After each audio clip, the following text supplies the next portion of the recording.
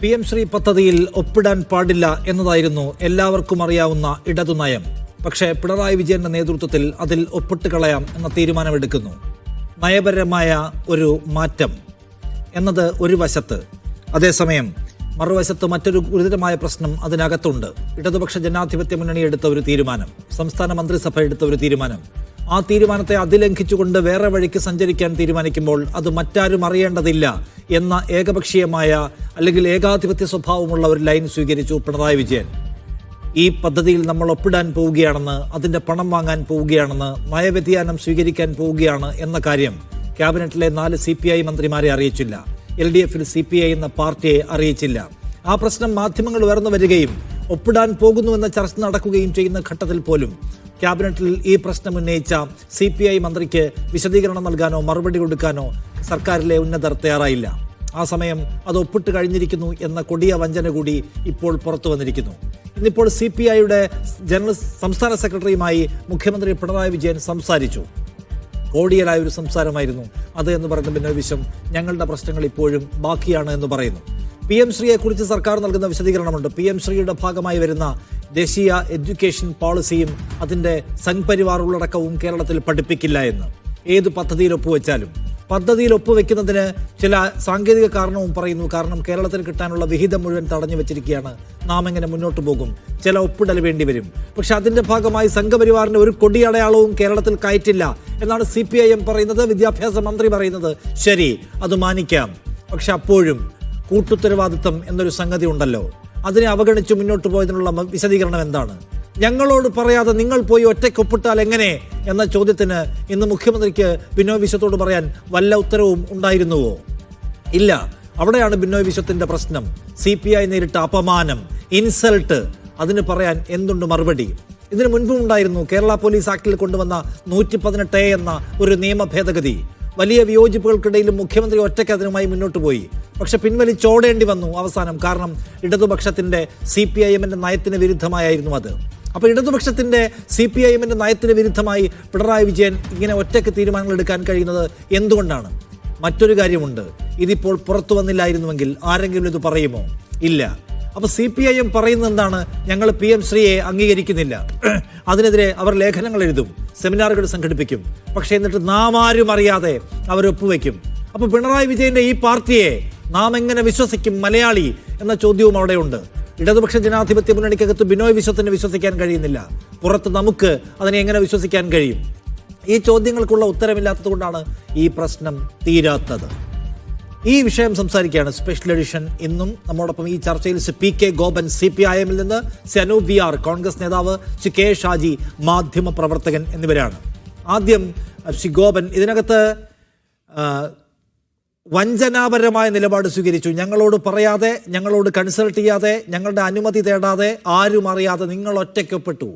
ആ ഇൻസൾട്ട്, ആ മുറിവ് അത് ഉണങ്ങാത്തത് കൊണ്ടാണോ ഞങ്ങളുടെ പ്രശ്നം തീർന്നിട്ടില്ല എന്ന് ഇന്നിപ്പോൾ ബിനോയ് വിശ്വം പറയുന്നത്?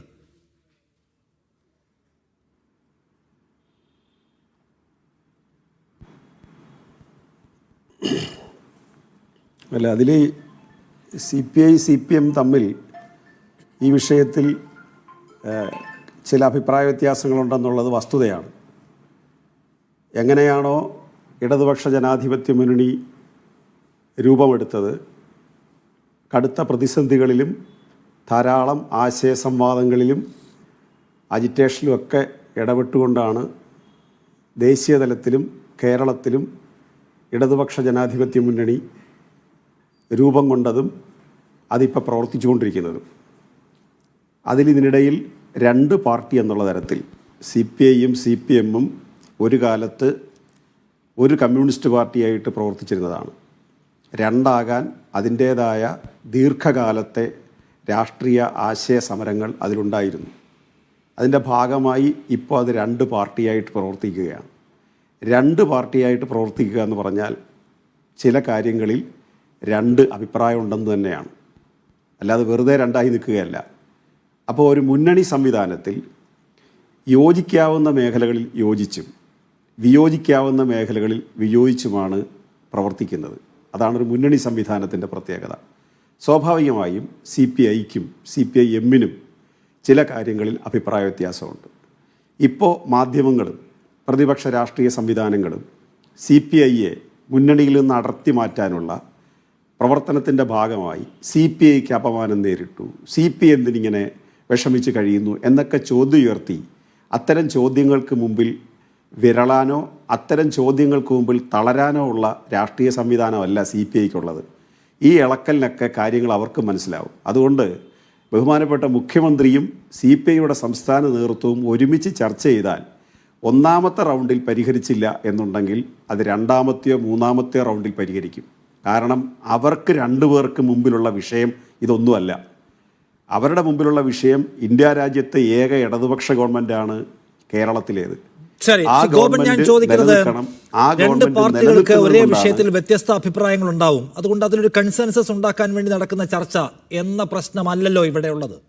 മറിച്ച് രണ്ട് അഭിപ്രായം നിലനിൽക്കെ ആ മറ്റേ അഭിപ്രായമുള്ളവരെ അവഗണിച്ചുകൊണ്ടും അവരറിയാതെയും ഒരു ക്യാബിനറ്റിന്റെ കൂട്ടുത്തരവാദിത്തം എന്ന അടിസ്ഥാന ആശയത്തെ മറികടന്നുകൊണ്ടും തന്ത്രത്തിൽ തട്ടിപ്പിൽ പണിയൊപ്പിച്ചു എന്ന വഞ്ചിക്കപ്പെട്ടു എന്ന വികാരമാണ് അവരെ ഇപ്പോൾ ഭരിക്കുന്നത്. അതുകൊണ്ടാണ് ബിനോയ് വിശ്വം പറയുന്നത് ഞങ്ങളുടെ പ്രശ്നം പരിഹരിക്കപ്പെട്ടിട്ടില്ല എന്ന്.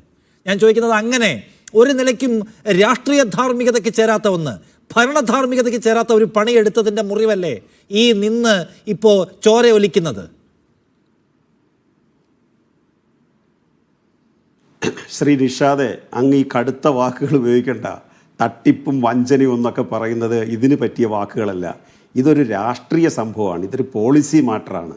ഇതിനൊക്കെ തട്ടിപ്പ് വഞ്ചന എന്നൊക്കെ നമ്മൾ സാധാരണ കൊള്ളയ്ക്കും അഴിമതിക്കുമൊക്കെ എടുത്ത് ഉപയോഗിക്കുന്ന വാക്കുകളെ എടുത്ത് രണ്ട് ഉയർന്ന രാഷ്ട്രീയ സംവിധാനത്തിൻ്റെ ഇടയിലുള്ള രാഷ്ട്രീയ പ്രശ്നത്തെ നമ്മൾ വിശേഷിപ്പിക്കുന്നത് ശരിയല്ല എന്നുള്ള അഭിപ്രായം. കേവലം രാഷ്ട്രീയ പ്രശ്നമാണോ? അല്ല, രാഷ്ട്രീയമായ തർക്കവിതർക്കങ്ങളുടെ പ്രശ്നമാണോ സി ഗോപൻ? അതായത് കൂട്ടുത്തരവാദിത്തം, പരസ്പര വിശ്വാസം, അത് പ്രധാനമാണ് ഒരു മുന്നണിയിൽ, അത് പ്രധാനമാണ് ഒരു ക്യാബിനറ്റിൽ. ഇത് ഒപ്പിട്ട് കഴിഞ്ഞതിന് ശേഷവും പുറത്തിങ്ങനെയൊക്കെ കേൾക്കുന്നല്ലോ PM ശ്രീയിൽ ഞങ്ങൾക്ക് ചില കൺസേൺ ഉണ്ടെന്ന് പറഞ്ഞപ്പോൾ അപ്പോൾ പോലും പറഞ്ഞില്ല.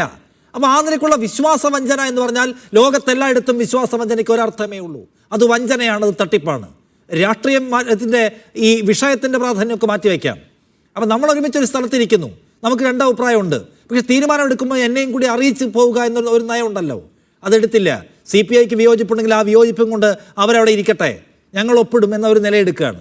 അത് മാധ്യമങ്ങൾ വഴി അറിഞ്ഞതിന് ശേഷവും ആ പാവങ്ങൾ പറയുന്നു ഇങ്ങനെ ഒരു സംഭവം ഉണ്ടോ എന്ന്. മറുപടി പറയുന്നില്ല, അത് നിങ്ങൾ അർഹിക്കുന്നില്ല എന്ന മട്ടിൽ. ആ വേദന ഉണ്ടല്ലോ, ആ മുറിവ്, അതാണ് നിങ്ങൾ വിശദീകരിക്കേണ്ട പോയിന്റ്. മറ്റേത് PM ശ്രീ നടപ്പിലാക്കുമോ അല്ലെങ്കിൽ NEP വരുമോ വേറെ കാര്യമാണ്. ഇത് നിങ്ങൾ പരസ്പര വിശ്വാസം എന്ന ആശയത്തെ വഞ്ചിച്ചു. അതിനാണ് നിങ്ങൾ, അതിന് നടുവിലാണ് നിങ്ങൾ കുത്തിയത്.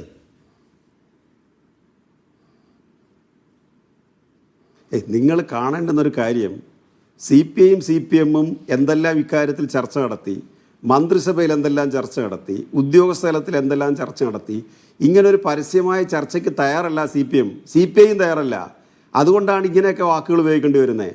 ഇതിനൊക്കെ നടക്കേണ്ടുന്ന ചർച്ചകൾ എവിടം വരെ ആകാം, ആരൊക്കെ അറിയണം, ഏത് ഡിപ്പാർട്ട്മെൻറ്റാണ്. ഈ മന്ത്രിസഭയിലുള്ള മന്ത്രിമാർക്കെല്ലാം പ്രത്യേകം ഡിപ്പാർട്ട്മെൻറ്റുകളാണ്.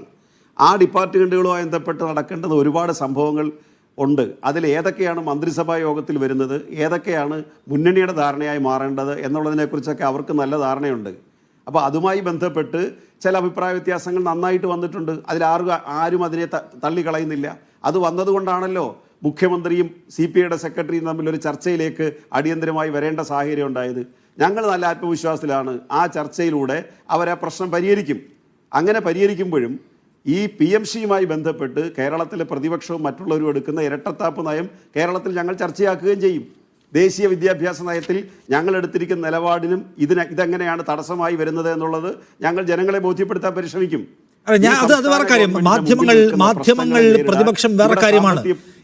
ഇത് പ്രശ്നം ഉന്നയിച്ചിരിക്കുന്നത് CPI എന്ന് പറയുന്നത് നിങ്ങളുടെ ഏറ്റവും അടുത്ത ഘടകകക്ഷിയാണ്. ആ മുന്നണിയിലെ ഏറ്റവും വലിയ ഘടകകക്ഷിയാണ് ആ പ്രശ്നം ഉന്നയിച്ചിരിക്കുന്നത്. കോൺഗ്രസ് അല്ല, അല്ലെങ്കിൽ UDF അല്ല, മാധ്യമങ്ങളും അല്ല. ഞാൻ ചോദിക്കുന്നത്, ഈ പ്രശ്നത്തിൻ്റെ ആധാരശില നിങ്ങളുടെ വഞ്ചനയാണോ? നിങ്ങളാണോ ഈ പ്രശ്നം ഉണ്ടാക്കിയത്? അതാണ് ക്വസ്റ്റ്യൻ. കാരണം എന്താ, ഇപ്പം 4 CPI മന്ത്രിമാർ മുഖ്യമന്ത്രിക്ക് കത്ത് കൊടുത്തു, ശരിയായ നടപടിയായില്ല നിങ്ങളുടെ ഭാഗത്തു നിന്നുണ്ടായത്, ഇത് വഞ്ചനാപരമാണെന്ന് ചൂണ്ടിക്കാണിച്ചുകൊണ്ട് കത്ത് കൊടുത്തിരിക്കുന്നു. ഏതാണ് അസാധാരണമായ ഒരു വാർത്താ സമ്മേളനം പൂർത്തിയാക്കി കഴിഞ്ഞ ദിവസം ബിനോയ് വിശ്വം. ഇതെന്ത് സർക്കാരാണ് എന്ന ക്വസ്റ്റ്യൻ ചോദിച്ചു അദ്ദേഹം. കാരണം ഞങ്ങളെ വിശ്വാസത്തിലെടുത്തില്ല എന്ന്. ഇന്ന് അദ്ദേഹം പറയുന്നു ഞങ്ങൾ ഉന്നയിച്ചിട്ടുള്ള പ്രശ്നങ്ങൾക്ക് പരിഹാരമായിട്ടില്ല എന്ന്. അവർ ക്യാബിനറ്റിൽ നിന്ന് വിട്ടു നിൽക്കുന്നവരും കേൾക്കുന്നു, അതിനെക്കുറിച്ച് അറിയില്ല. പക്ഷേ CPI അവർക്ക് കിട്ടിയ അപമാനത്തിൻ്റെ ഭാരം എത്രയാണ് എന്ന് മടിയില്ലാതെ കേരളത്തോട് പറയുന്നുണ്ട്. ഞാൻ ചോദിക്കുന്നത്, നിങ്ങൾ എടുത്ത ഒരു സമീപനമാണോ ഈ തർക്കത്തിന് ആധാരം? ഒരു മുന്നണി മര്യാദയുടെ എല്ലാ അതിർവരമ്പുകളും പാലിച്ച് ഒറ്റയ്ക്കങ്ങ് പൊയ്ക്കളയാം എന്ന നിങ്ങളുടെ ഒരു ഏകാധിപത്യ ബോധ്യമാണോ ഈ തർക്കത്തിന് ആധാരം? നിങ്ങൾക്ക് ഇതിനകത്ത് പശ്ചാത്താപമുണ്ടോ? നിങ്ങൾ പരിഹരിക്കാൻ ശ്രമിച്ചിട്ട് ഇപ്പോഴും നടക്കാത്തതിന് കാരണം നിങ്ങൾ ഓവറായി പോയതുകൊണ്ടാണോ ചോദിക്കുക ഞാൻ. ശ്രീ നിഷാദ് റാവുത്തർ, നിങ്ങൾ ഈ അലങ്കാര വാക്കുകൾ എടുത്ത് CPI നാളെ CPM-നെതിരായിട്ട് പ്രയോഗിക്കുമെന്നോ, CPM ഇതിൽ പ്രകോപിതരായി, നിങ്ങളൊക്കെ ഉപയോഗിക്കുന്ന ഈ വാക്കുകൾ കേട്ട് പ്രകോപിതരായി CPIക്കെതിരെ രണ്ട് വർത്താനം പറഞ്ഞു കിട്ടാമെന്നൊന്നും നിങ്ങൾ സ്വപ്നം കാണേണ്ടതില്ല. കാരണം ഇവർക്ക് ഇതിനേക്കാൾ ഈ രണ്ട് രാഷ്ട്രീയ പാർട്ടികൾക്കും ഇന്ത്യ രാജ്യത്ത് കോൺഗ്രസ്സിന് BJP-യോടുള്ള തർക്കം ഭരണപ്രതിപക്ഷം എന്നുള്ള തർക്കം മാത്രമേ ഉള്ളൂ. ആശയപരമായി അവർക്ക് തമ്മിൽ വലിയ തർക്കമൊന്നുമില്ല. നേരെ മറിച്ച് ഇന്ത്യയിലെ ഫാസിസത്തിനെതിരായി വില കൊടുത്ത് പ്രവർത്തിക്കുന്ന ഒരു പ്രസ്ഥാനമാണ് കമ്മ്യൂണിസ്റ്റ് പ്രസ്ഥാനങ്ങൾ. അതുകൊണ്ട് അവർക്ക് ഈ ഒരു വിഷയത്തിൽ തട്ടി അവർക്ക് പല്ലു കൊഴിക്കാൻ പറ്റില്ല. ഈ വിഷയത്തിൽ തട്ടി അവരുടെ പല്ലിന് മൂർച്ച കൂട്ടുകയാണ് വേണ്ടത്. നമ്മുടെ രാജ്യത്തെ ഇപ്പോഴെങ്കിലും നിങ്ങൾ ഇത്തരം കാര്യങ്ങളൊക്കെ തുറന്ന് ചർച്ച ചെയ്യുന്നല്ലോ. ഈ ഫാസിസത്തിൻ്റെ നിലപാട്, BJP-യുടെ ജനവിരുദ്ധമായ നിലപാട്, അതൊക്കെ ചർച്ചയാവട്ടെ സമൂഹത്തിൽ. എന്താണ് ഞങ്ങൾ ഈ സാമ്പത്തിക പ്രതിസന്ധി ഈ നാട്ടിൽ അനുഭവിച്ചുകൊണ്ടിരിക്കുമ്പം നിങ്ങളെല്ലാം ആരുടെ കൂടെയാണ് നിന്നേ? മാധ്യമങ്ങൾ ആരുടെ കൂടെയാണ് നിന്നേ? കേരളത്തിന് 60% സമ്പത്ത് തരേണ്ടെന്ന കേന്ദ്ര പദ്ധതികളിൽ മുഴുവൻ ഒരു പൈസ പോലും തരാതെ കേരളത്തെ ഞെക്കിക്കൊല്ലാൻ പരിശ്രമിച്ചപ്പോൾ മാധ്യമങ്ങൾ എന്തുകൊണ്ട് ഇത് ചർച്ചയാക്കിയില്ല? ഇപ്പം ഈ ഒരു വിഷയത്തിൻ്റെ പേരിലെങ്കിലും ഇത് ചർച്ചയാവുന്നെങ്കിൽ നല്ല കാര്യം തന്നെയാണ്. എല്ലാ പദ്ധതിക്കും ഇക്കാര്യത്തിൽ ഇങ്ങനെ ചൂരൽമല ദുരന്തം ഉണ്ടായപ്പോൾ അതിന് പണം തരില്ല, സുപ്രീം കോടതി ഇട്ട് വട്ടം കറക്കി. BJP-യുടെ പ്രതിനിധികളെ, അവരുടെ കേന്ദ്ര ഗവൺമെൻറ് പ്രതിനിധികളെ, ചൂരൽമലയിലെ പാവപ്പെട്ട മനുഷ്യർക്ക് കടമെഴുതി തള്ളാത്ത എന്താ നിങ്ങൾ? കേരളം ചെയ്തല്ലോ, കേന്ദ്രം എന്തുകൊണ്ട് ചെയ്യുന്നില്ല? ആ ചർച്ച. ലൈഫ് മിഷനകത്ത് വിഹിതം തരുന്നില്ല. 20,000 കോടിക്കകത്ത് 2,000 കോടിക്ക് താഴെയാണ് അവർക്ക് തരേണ്ടുന്ന വിഹിതം. അതുപോലും അവർ തരാൻ തയ്യാറാവുന്നില്ല. കേരളത്തിൽ കേന്ദ്ര സർക്കാർ പണം തരുന്നില്ല എന്നതും വിവേചനം കാണിക്കുന്നുണ്ട് എന്നതും നമുക്കറിയാവുന്ന കാര്യമാണ്. ഫെഡറൽ സംവിധാനത്തിന്റെ കടക്കൽ കേന്ദ്രം കത്തിവെക്കുന്നുണ്ട് എന്നത് ആരും തർക്കിക്കാത്ത കാര്യമാണ്. നിങ്ങൾക്ക് മാത്രം അറിഞ്ഞാൽ പോരല്ലോ. അല്ല, ചർച്ചയായി മാറേണ്ടത്. ചർച്ചയായി അല്ല, മാധ്യമങ്ങളുടെ ആകെ കാര്യം മാധ്യമങ്ങളുടെ ആകെ കാര്യം ചോദിക്കരുത്. എനിക്ക് എന്നെയും എന്റെ സ്ഥാപനത്തെയും കുറിച്ച് പറയാൻ കഴിയും. ഫെഡറലിസത്തെ കുറിച്ചായാലും കൊള്ളാം, ഈ പറഞ്ഞ വിവേചനത്തെ കുറിച്ചായാലും കൊള്ളാം, ദിനംപ്രതി സംസാരിക്കുന്ന സ്ഥാപനത്തിൽ നിന്നാണ് ഞാൻ ചോദ്യങ്ങൾ ചോദിക്കുന്നത്. അതുകൊണ്ട് എനിക്ക് ആ കാര്യത്തിൽ കോൺഫിഡൻസ് ഉണ്ട്. നമ്മൾ അവിടെ തട്ടി നിൽക്കേണ്ട. എൻ്റെ ചോദ്യം ഇതാണ്: ശരിയാണ്, കേന്ദ്ര സർക്കാർ വിവേചനം കാണിക്കുന്നു. അതുകൊണ്ട് PM ശ്രീയുടെ കാര്യത്തിൽ നമുക്ക് ചിലപ്പോൾ ചില ലൈൻ മാറ്റം എടുക്കേണ്ടി വരും. അല്ലെങ്കിൽ നമുക്കൊരു സ്ട്രാറ്റജി എടുക്കേണ്ടി വരും കുറച്ച് പൈസ കിട്ടാൻ. കാരണം നമുക്ക് അവകാശപ്പെട്ട പൈസയാണല്ലോ. അപ്പോൾ PM ശ്രീയുടെ പൈസ വേണം, SSKയുടെ പൈസ വേണം, GST വിഹിതം വേണം, അല്ലെങ്കിൽ നമുക്ക് സപ്ലൈകോയുടെ പൈസ വേണം, ആരോഗ്യവകുപ്പിൻ്റെ പൈസ വേണം. അതിന് ചിലപ്പോൾ ഒരു സ്ട്രാറ്റജി എടുക്കേണ്ടി വരും എന്നാണ് ഇപ്പം നിങ്ങൾ വിശദീകരിക്കുന്നത്. അത് നിങ്ങൾക്ക് CPIയെ കൺവിൻസ് ചെയ്യാമായിരുന്നു. നിങ്ങൾക്ക് വിയോജിപ്പുള്ളത് അറിയാം. പക്ഷേ പൈസ ഇല്ല, നമ്മളൊരു അവസാന വർഷത്തേക്ക് പോവുകയാണ്, നമുക്കിത് റൺ ചെയ്യേണ്ടേ സംസ്ഥാനം. അപ്പോൾ നമുക്കൊരു ചെറിയ സ്ട്രാറ്റജി എടുക്കേണ്ടി വരും. അവരെ കൺവിൻസ് ചെയ്യാമായിരുന്നു. അപ്പോൾ അവരെ ഒന്നും അങ്ങനെ കൺവിൻസ് ചെയ്യേണ്ട കൂട്ടമൊന്നും അല്ല എന്ന് നമുക്ക് തീരുമാനം എടുക്കാം. മുഖ്യമന്ത്രി ഒറ്റയ്ക്ക്, എന്നിട്ട് വിദ്യാഭ്യാസ മന്ത്രിയോട് നമുക്ക് ഒപ്പിടാമെന്ന് തീരുമാനിക്കുന്നു. ഉദ്യോഗസ്ഥർ ഒപ്പിടുന്നു. അതിനുശേഷം അറിഞ്ഞാൽ മതിയോ K. രാജൻ? അതിനുശേഷം അറിഞ്ഞാൽ മതിയോ ബിനോയ് വിശ്വം? പോരല്ലോ. ഇപ്പം നിങ്ങൾ കേരളത്തെ കൺവിൻസ് ചെയ്യാൻ മെനക്കെടുന്നുണ്ടല്ലോ. അതാദ്യം നിങ്ങൾ CPIയുടെ കാര്യത്തിൽ എടുക്കണമായിരുന്നു. അത് ചെയ്യാതെ അവരങ്ങനെ അത്തരമൊരു മര്യാദ അർഹിക്കുന്നവരല്ല എന്ന അഹന്ത സമീപനം നിങ്ങൾ എടുത്തു. അതിൻ്റെ വിലയാണ് നിങ്ങളിപ്പോൾ കൊടുക്കുന്നത്.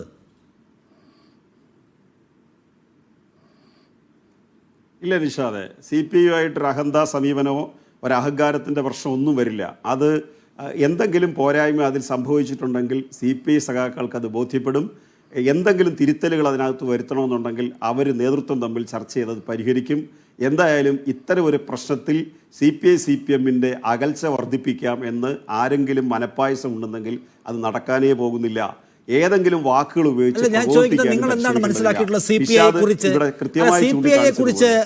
കോമ്രേഡ്, നിങ്ങൾ CPIയെ കുറിച്ച് എന്താണ് മനസ്സിലാക്കുന്നത്? ഞാൻ ഇവിടെ ഇരുന്ന് 4 വാക്ക് പറഞ്ഞാൽ പ്രകോപിതമാകുന്ന, അല്ലെങ്കിൽ പ്രതിപക്ഷം മൂപ്പിച്ചാൽ അതിന്മേൽ ചാടുന്ന തരത്തിലുള്ള കമ്മ്യൂണിസ്റ്റ് ബോധ്യമേ അവർക്കുള്ളൂ.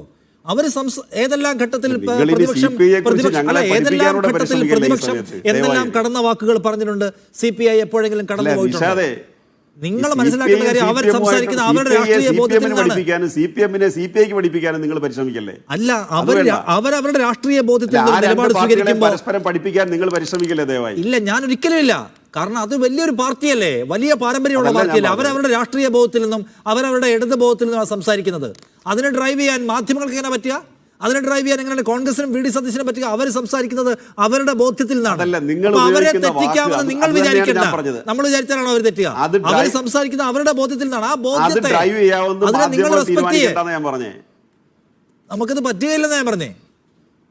നിങ്ങൾ അവരുടെ ബോധ്യത്തെ റെസ്പെക്ട് ചെയ്യേ. നിങ്ങൾ എന്താ ഈ പറയുന്നേ? CPIക്ക് വേണ്ടി ശ്രീ നിഷാദ് തൽക്കാലം വക്കാലത്ത് എടുക്കണ്ടെന്നാണ് ഞാൻ പറഞ്ഞേ. നിഷാദ് എന്നുള്ളതല്ല, തൽക്കാലം എടുക്കണ്ട. എന്തുകൊണ്ടാണ്? CPIയെ നിങ്ങൾക്ക് അറിയാവുമെന്ന് ചോദിച്ചാൽ ഇത്രയും വലിയ ചോദ്യമൊക്കെ ഈ വൈകുന്നേരം ആരാ ചോദിക്കുന്നത്? CPIയും CPMും തമ്മിൽ പരസ്പരം അറിയാവുന്നതുപോലെ വേറെ ആർക്കാ അറിയാവുന്നേ? അവരെത്ര കാലമായിട്ട് ഒരുമിച്ച് നിന്നവരാണ്, എത്ര കാലമായിട്ട് ഭിന്നിച്ച് നിന്നവരാണ്, പിന്നീട് ഒരുമിച്ചവരാണ്. പരസ്പരം അതിൻ്റെ എത്രയോ മഹാരഥന്മാരായ നേതാക്കന്മാർ ഏറ്റുമുട്ടിയും സഹകരിച്ചുമാണ് ഇന്ത്യയിൽ കമ്മ്യൂണിസ്റ്റ് പാർട്ടി പ്രവർത്തിച്ചത്. അതുകൊണ്ട് അത് അങ്ങോട്ടും ഇങ്ങോട്ടും പഠിപ്പിക്കുക എന്നുള്ളത് ശരിയായ ഒരു ഏർപ്പാടല്ല. CPIയെ നിങ്ങളേതെങ്കിലും 4 വാക്കുകൾ കൊണ്ട് പ്രകോപിപ്പിക്കാൻ നോക്കണ്ടെന്ന് ഞാൻ പറഞ്ഞു. എനിക്കറിയാലോ CPIയെ. ബിനോയ് വിശ്വത്തെ ഞാൻ ഇവിടെ ഇരുന്ന് 4 വാക്കുകൊണ്ട് പ്രകോപിപ്പിക്കാൻ പറ്റുമെന്ന് ഞാൻ വിചാരിക്കുമോ? അതൊരു മൗഢ്യ വിചാരമായി പോലോ. അവർ സംസാരിക്കുന്ന അവരുടെ പൊളിറ്റിക്കൽ ക്ലാരിറ്റിയിലാണ്, അവരുടെ രാഷ്ട്രീയ ബോധ്യത്തിലാണ്. അതുകൊണ്ടാണ് സംസാരിക്കേണ്ട സമയത്ത് സംസാരിക്കുന്നത്. എപ്പോഴും വഴക്കുണ്ടാക്കുന്ന പാർട്ടിയൊന്നുമല്ല ആ പാർട്ടി. ഏതെല്ലാം ഘട്ടത്തിൽ പൂർണ്ണമായും CPIഎമ്മിനെ പിന്തുണയ്ക്കുന്ന നില അവരെടുത്തു. ഇപ്പോൾ അവർക്ക് യോജിക്കാൻ കഴിയില്ല. അത് അവരുടെ രാഷ്ട്രീയ ബോധ്യത്തിന്റെ ആഴത്തിൽ നിന്ന് വരുന്നതാണ്. അത് ഏതെങ്കിലും ഒരു മാധ്യമ ബഹളത്തിൽ നിന്ന് വരുന്ന ഒന്നല്ല, അല്ലെങ്കിൽ വി ഡി സതീശന്റെ പ്രകോപനത്തിൽ നിന്ന് വരുന്നതല്ല. അപ്പൊ നിങ്ങൾ അവരുടെ രാഷ്ട്രീയ ബോധ്യത്തെ റെസ്പെക്ട് ചെയ്യാമോ? ചെയ്യണ്ടേ? പോട്ടെ, ഇതെങ്ങനെയാണ് നിങ്ങൾ സെറ്റിൽ ചെയ്യാൻ പോകുന്നത്? ഒന്നുകിൽ നിങ്ങൾക്ക് PM ശ്രീയിൽ നിന്ന് വിഡ്രോ ചെയ്യേണ്ടി വരും, തീർച്ചയായിട്ടും. അല്ലെങ്കിൽ നിങ്ങളുടെ തെറ്റേറ്റു പറഞ്ഞ് സമസ്താപരാധം അപേക്ഷിക്കേണ്ടി വരും. ഞങ്ങൾ കൂട്ടുത്തരവാദിത്തത്തെ അംഗീകരിച്ചില്ല. അതൊക്കെ പറ്റുമോ പിണറായി വിജയന്?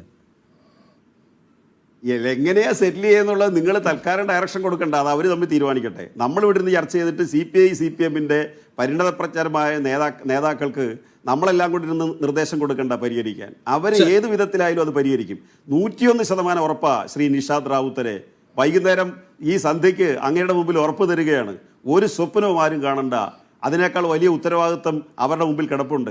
അതുകൊണ്ടാണ് ഇന്ത്യൻ ജനതയെ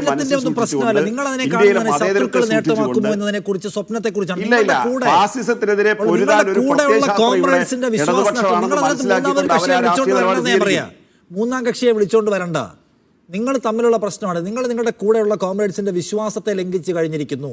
നിങ്ങൾക്ക് വേണ്ടി പണിയെടുക്കുന്ന താഴെത്തട്ടിലുള്ള CPI കോമ്രേഡ്സിനോട് നിങ്ങളിപ്പോൾ എന്തു പറയും എന്നുള്ള ചോദ്യമാണ്. അതാണ് അവിടുത്തെ ബേസിക് പ്രശ്നം. അതിനെ നിങ്ങൾ എങ്ങനെ ആ പ്രശ്നത്തെ മറികടക്കും? നോക്കൂ, ഇതിനു മുമ്പ് ഞാൻ നേരത്തെ പറഞ്ഞില്ലേ, കേരള പോലീസ് ആക്ടിൽ 118 ഒരു വകുപ്പ് കൊണ്ടുവന്നല്ലോ, ഈ ഡിഫമേഷനെ ചെറുക്കാൻ. കേൾക്കുമ്പോൾ തന്നെ പേടിപ്പെടുത്തുന്ന വകുപ്പായിരുന്നു. വലിയ വിമർശനം ഉണ്ടായി, കേട്ടില്ല. അത് വിഡ്രോ സ്റ്റെപ്പ് ബാക്ക് ചെയ്യുന്നതിന് തലേ ദിവസം വരെ പിണറായി വിജയൻ ന്യായീകരിച്ചുകൊണ്ട് വാർത്താസമ്മേളനം നടത്തി. പക്ഷേ CPMന്റെ കേന്ദ്ര നേതൃത്വം ഇടപെട്ടു. ഇവിടെയുള്ള ജനറൽ പബ്ലിക്കിന്റെ വലിയ എതിർപ്പുണ്ടായി. 118 പിൻവലിച്ച് ഓടേണ്ടി വന്നു. അപ്പോൾ ഇതൊക്കെ എവിടെ ഡിസ്കസ് ചെയ്ത്? പാർട്ടിയോട് ആലോചിക്കുന്നുണ്ടോ? പാർട്ടി സംസ്ഥാന കമ്മിറ്റി ആലോചിക്കുന്നുണ്ടോ? LDF അറിയുന്നുണ്ടോ? ദേശീയ നേതൃത്വം അറിയുന്നുണ്ടോ? അപ്പോൾ ഇങ്ങനെയാണോ ഈ സർക്കാർ പ്രവർത്തിക്കുന്നത് എന്നുള്ള ക്വസ്റ്റ്യൻ അവിടെ നിൽക്കുകയാണ് ശ്രീ ഗോപൻ. ശ്രീ നിഷാദെ, അങ്ങ് ഈ പറഞ്ഞത് ഒരു വിഷയം ഉയർന്നു വന്നു, പിൻവലിച്ചോടേണ്ടി വന്നു. എന്തൊക്കെയാണ് ഈ പറയുന്നത്? ജനാധിപത്യത്തിൽ ചർച്ച വേണ്ടേ? ആരെങ്കിലും ഒരാൾ മുന്നോട്ട് വെക്കുന്ന നിർദ്ദേശം മാത്രം അംഗീകരിക്കുകയാണെങ്കിൽ അത് ജനാധിപത്യമാണോ? അപ്പോൾ ചർച്ചയിലൂടെ ചില പ്രശ്നങ്ങൾ ഒരു കാല് മുമ്പോട്ട് വെക്കുന്നത്, അല്ല 2 കാല് പിറകോട്ട് വെക്കുന്നത്, അല്ലെങ്കിൽ 1 കാല് പിറകോട്ട് വെക്കുന്നത് 2 കാല് മുമ്പോട്ട് വെക്കാനായിരിക്കും. അങ്ങനെയാണ് തർക്കങ്ങളും മാറ്റിവെക്കലുകളും ഒക്കെ നടക്കട്ടെ. ഒറ്റയ്ക്ക് സാധനം ഉണ്ടാക്കി ഓർഡിനൻസ് പുറത്തിറക്കി കഴിഞ്ഞു. ജനാധിപത്യത്തിലെ ഒരു പ്രോസസ് പൂർത്തിയാക്കാതെ ഒറ്റയ്ക്ക് പിണറായി വിജയൻ തീരുമാനിച്ചതാണത് ആഭ്യന്തര വകുപ്പ്. പക്ഷെ അത് അതിനുശേഷം അത് പിൻവലിക്കേണ്ടി വന്നു. കാരണം ജനാധിപത്യത്തിലെ പ്രോസസ് മാത്രം ഇങ്ങനെ സംസാരിച്ചുകൊണ്ടിരുന്നാൽ എങ്ങനെയാണ് നിഷാദേ? താങ്കൾ പൂർത്തിയാക്കൂ പ്ലീസ്. നിങ്ങൾ ആങ്കർ മാത്രം ഈ വിഷയം ഇങ്ങനെ പറഞ്ഞുകൊണ്ടിരുന്ന എങ്ങനെയാ? ഞങ്ങൾക്ക് മറുപടി പറയാൻ ഒരു അവസരം തരില്ല. ഒരു വാചകം പറയുമ്പോൾ 3 ചോദ്യങ്ങൾ അതിൻ്റെ പുറത്ത്. നിങ്ങൾ പറഞ്ഞ ചോദ്യത്തെ ഞാൻ കൃത്യമായി അഡ്രസ്സ് ചെയ്തു. നിങ്ങൾ പറഞ്ഞത് ചില നിയമങ്ങൾ കൊണ്ടുവന്നിട്ട് പിൻവലിച്ചോടേണ്ടി വന്നു. ആയിക്കോട്ടെ, നിങ്ങളുടെ ഭാഷ അങ്ങനെ ആയിക്കോട്ടെ. ഞാൻ അതിന് നൽകുന്ന മറുപടി, ഏതെങ്കിലും ഒരു വ്യക്തിയോ ഒരു നേതാവോ ഒരു പാർട്ടിയോ ഒരു പ്രശ്നത്തിൽ അഭിപ്രായം മുന്നോട്ട് വെക്കുന്നു, ആ അഭിപ്രായം ചർച്ചയ്ക്ക് വിധേയമാക്കുന്നു. ചിലപ്പോൾ മുന്നോട്ട് വെച്ച അഭിപ്രായം പിൻവലിക്കും, ചിലപ്പോൾ മുന്നോട്ട് വെച്ച അഭിപ്രായത്തെ കൂടുതൽ പൊലിപ്പിച്ചെടുക്കും. ഇതാണ് ജനാധിപത്യത്തിൻ്റെ പൊതു സവിശേഷത. അതുകൊണ്ട് മന്ത്രിസഭാ യോഗത്തിൽ ഒരു വിഷയം വന്നാൽ തർക്കം ഉണ്ടാവുന്നത് തെറ്റല്ല. തർക്കത്തിൻ്റെ പേരിൽ മാറ്റിവെക്കുന്നത് പെശകല്ല. മാറ്റിവെച്ച കാര്യം ചിലപ്പോൾ വീണ്ടും പരിശോധിക്കേണ്ടി വരും, അതും തെറ്റല്ല. ഇങ്ങനെ ചർച്ചകളിലൂടെയും തർക്കങ്ങളിലൂടെയും താർക്കിക ശാസ്ത്രങ്ങളിലൂടെയും വികസിച്ചു വരുന്നതാണ് ജനാധിപത്യം. അപ്പോൾ ഒരു നിയമം കൊണ്ടുവന്നു, എല്ലാവർക്കും സ്വീകാര്യമല്ല, വ്യത്യസ്ത പാർട്ടികളാണ് ഭരിക്കുന്നത്, അത് മാറ്റിവെക്കേണ്ടി വരും. അങ്ങനെ മാറ്റിവെച്ചതിൻ്റെ ഒരു ചരിത്രമാണ് അങ്ങോട്ട് ചൂണ്ടിക്കാണിച്ചത്. അതൊരു തെറ്റായ കാര്യമല്ല, അതാണ് ശരിയായ നിലപാട് എന്നാണ് പറയേണ്ടത്. നിങ്ങൾ ഒരു തർക്കം വന്നപ്പോ ജനങ്ങളുടെ അഭിപ്രായം സ്വീകരിച്ചുകൊണ്ട് നിങ്ങൾ മാറ്റിയല്ലോ എന്ന് അങ്ങ് പറയണ്ടേ? ജനങ്ങളുടെ അഭിപ്രായം കേട്ടുകൊണ്ട് നിങ്ങൾ അത് മാറ്റിയല്ലോ, നല്ല കാര്യം, അങ്ങനെയാ പറയേണ്ടതിനെ. അത് ജനങ്ങളുടെ കൂടെ വിജയം. അതെ, തീർച്ചയായിട്ടും എല്ലാ ജനങ്ങളുടെ വിജയ, പാർട്ടികളുടെ വിജയമല്ല. ആ ജനങ്ങളുടെ കൂടെയല്ല, ജനങ്ങളുടെ മാത്രം വിജയം. അത് ജനങ്ങളുടെ മാത്രം വിജയ സാർ. അങ്ങ് പറയുന്നത് ജനങ്ങളുടെ കൂടെ വിജയാണെന്നല്ലയോ? ഞാൻ അതിന്റെ സൂപ്പർലേറ്റീവ് പറയുക, അതിന്റെ മാത്രം വിജയം, അത് ജനങ്ങളുടെ മാത്രം വിജയമാണ്. ശരി, അപ്പൊ അതുകൊണ്ട് ജനാധിപത്യപരമായ പരിഹാര മാർഗങ്ങൾ ഈ വിഷയത്തിൽ ഉണ്ടാകും എന്നാണ് അദ്ദേഹം ചൂണ്ടിക്കാണിക്കുന്ന ഒരു പ്രധാനപ്പെട്ട പോയിന്റ്. അനൂപ് വിആർ, ഇതിനകത്ത് സി പി ഐ എടുക്കുന്ന പൊസിഷൻ എന്ന് പറയുന്നത് ഈ വിഷയത്തിൽ രണ്ട് ആംഗിൾ ഉണ്ട്. ഒന്ന് ഈ പറയുന്ന PMCയോടുള്ള രാഷ്ട്രീയമായ വിയോജിപ്പ്, രണ്ടാമത് കൂട്ടുത്തരവാദിത്വം എന്ന് പറയുന്ന ആശയത്തിനേറ്റ മുറിവ്. ഇത് രണ്ടിലും കോംപ്രമൈസ് എടുക്കാൻ ഇപ്പോൾ കഴിയുന്നില്ല. പിണറായി വിജയൻ വിളിച്ച് സംസാരിച്ചിട്ട് കൂടി അവർ അതിൽ വഴങ്ങാൻ തയ്യാറാവുന്നില്ല. അപ്പോൾ അവരെടുക്കുന്ന ഒരു പോരാട്ടത്തിൻ്റെ സാധ്യതയെ, ഞാൻ പോരാട്ടം എന്ന വാക്ക് കുറച്ച് കടത്തി പ്രയോഗിക്കുകയാണെങ്കിലും, അവർ എടുക്കുന്ന ഒരു പൊസിഷൻ്റെ സാധ്യതയെ താങ്കൾ എത്ര വരെ കാണുന്നുണ്ട്?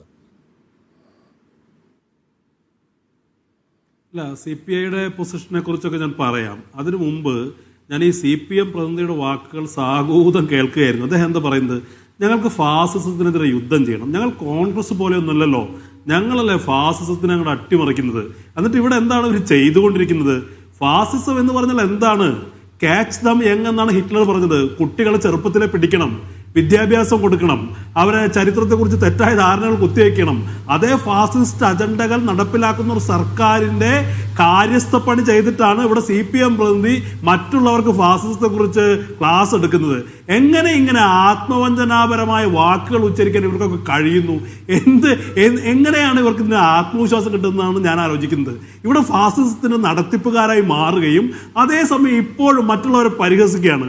കോൺഗ്രസിന് അത്തരം ഒരു പോളിസി ഇല്ല, ഞങ്ങൾക്കാണ് എല്ലാ പോളിസിയും. ഈ പോളിസി എല്ലാവരും കണ്ടുകൊണ്ടിരിക്കുന്നുണ്ടെന്ന് അദ്ദേഹം മനസ്സിലാക്കിയാൽ മതി. പിന്നെ CPIയുടെ കാര്യം, ഇന്ന് കാലത്ത് മുതൽ മാധ്യമങ്ങൾ പറഞ്ഞുകൊണ്ടിരിക്കുന്നത് എന്താ? CPI കടുപ്പിക്കും എന്നാ. ഈ ഇത്തരം ഒരു വിഷയത്തിൽ ഒപ്പിട്ട് കഴിഞ്ഞ കാര്യത്തിൽ എന്ത് കടുപ്പിക്കുമെന്ന നമ്മൾ കരുതേണ്ടത്? ഒരു കടുപ്പിക്കലും നടക്കില്ല എന്ന് സാമാന്യ ബുദ്ധിയുള്ള എല്ലാവർക്കും അറിയുന്നതല്ലേ. CPI നേതാക്കളെ സംബന്ധിച്ച് ഇനി അവരുടെ കമ്മിറ്റി കൂടുമ്പോഴുള്ള ചായയുടെ കടുപ്പം കൂട്ടുക എന്നല്ലാതെ ഈ വിഷയത്തിൽ ഒരു കടുപ്പത്തിലൊരു നിലപാടെടുക്കാൻ സാധ്യമല്ലാന്നേ. പിണറായി വിജയനെ സംബന്ധിച്ച് CPI മാത്രമല്ല, CPM നേതൃത്വത്തിന്റെ നയപരമായ നിലപാടിന്റെ കൂടി ലംഘിച്ചുകൊണ്ടാണ് പിണറായി വിജയൻ നിൽക്കുന്നത്. ഇവിടെ MA ബേബി എന്ന് പറയുന്നത് കേരളത്തിന്റെ വിദ്യാഭ്യാസ മന്ത്രിയായിരുന്ന ആളല്ലേ, അദ്ദേഹത്തിന് ഇതിന്റെ അപകടങ്ങളെ കുറിച്ച് അറിയില്ല എന്നാണോ നമ്മൾ ധരിക്കേണ്ടത്? തീർച്ചയായും CPMന്റെ ദേശീയ നേതൃത്വത്തിന് ഇവിടെ കൃത്യമായൊരു നിലപാടുണ്ട് ഈ വിഷയത്തിൽ. പക്ഷേ പിണറായി വിജയനെ സംബന്ധിച്ച് ഇതിൽ CPI ബാധകമല്ല, CPM ബാധകമല്ല, LDFന്റെ മുന്നണി ബന്ധങ്ങൾ ബാധകമല്ല. ഇത് ഈ പറയുന്ന LDFന്റെ ഗവൺമെന്റോ ഈ പറയുന്ന കേന്ദ്ര ഗവൺമെന്റ് തമ്മിലുള്ള ഒരു കരാറായി നമ്മൾ കാണേണ്ട. ഇത് പിണറായി വിജയനും ഈ സംഘപരിവാർ ഭരണകൂടവും തമ്മിലുള്ളൊരു കരാറാണെന്നേ. അതിനൊരു ഉപകരാർ മാത്രമാണിത്.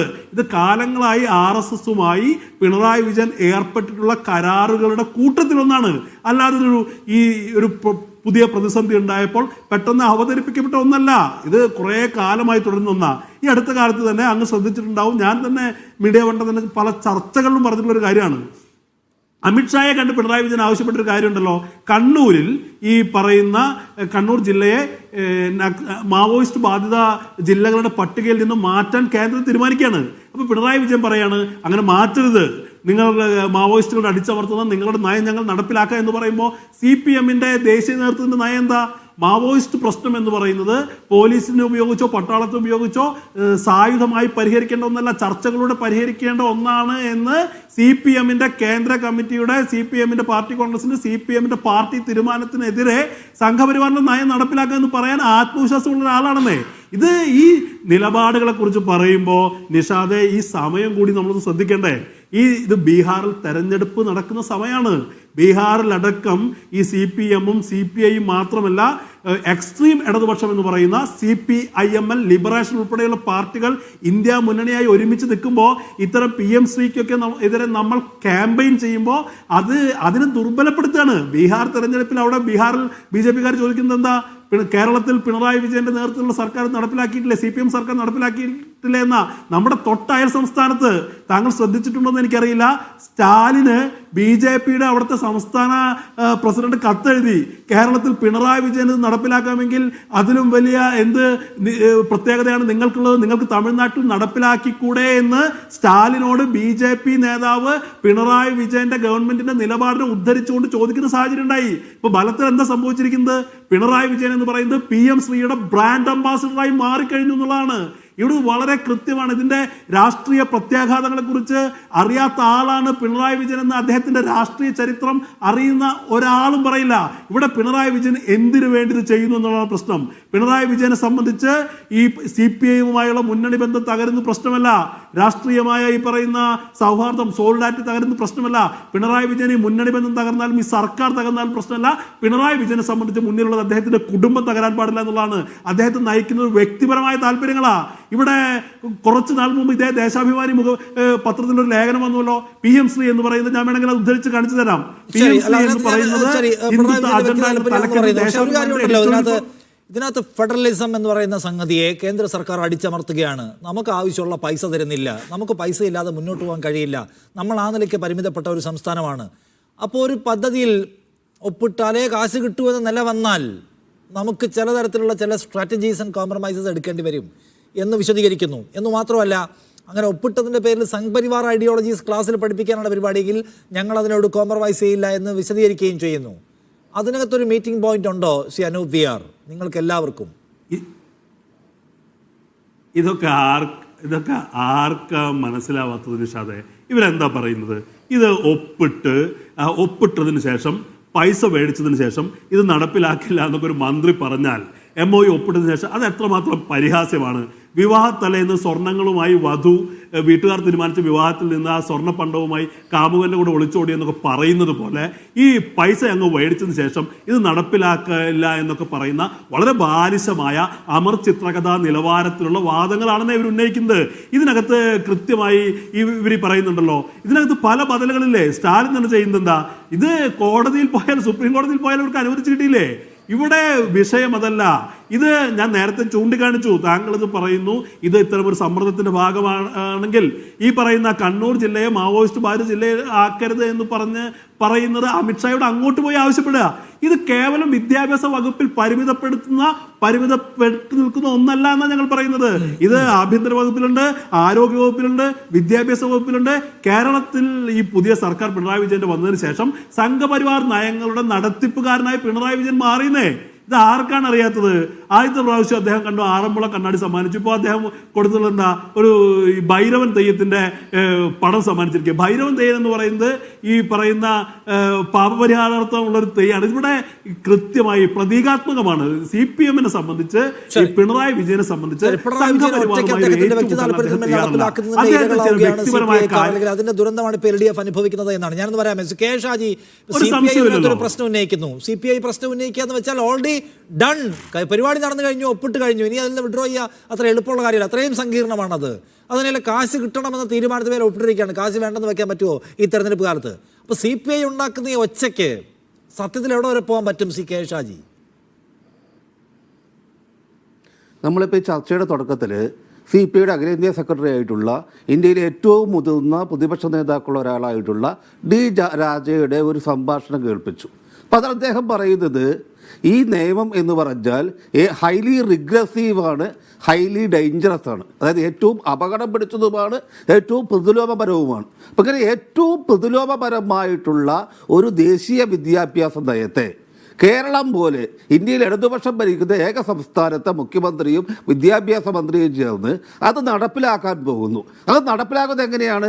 കേരളത്തിൽ മുന്നണി രാഷ്ട്രീയമാണ്. രണ്ട് കമ്മ്യൂണിസ്റ്റ് പാർട്ടികൾ മുന്നിൽ നിന്നുകൊണ്ട് ഇടതുപക്ഷ പാർട്ടികളും മതേതരരായ മറ്റു പാർട്ടികളും ചേർന്ന് മുന്നണി സംവിധാനത്തെ മൊത്തത്തിൽ ബൈപ്പാസ് ചെയ്തുകൊണ്ട് മന്ത്രിസഭയിൽ ചർച്ച ചെയ്യാതെ, മുന്നണിയിൽ ചർച്ച ചെയ്യാതെ, മന്ത്രിമാരെ വിശ്വാസത്തിലെടുക്കാതെ അങ്ങനെ ഒരു നിയമം നടപ്പിലാക്കിയിട്ട് പറയുകയാണ് ഇത് കുറച്ച് പണം ഉണ്ടാക്കാൻ വേണ്ടിയിട്ടുള്ള കാര്യമാണ്.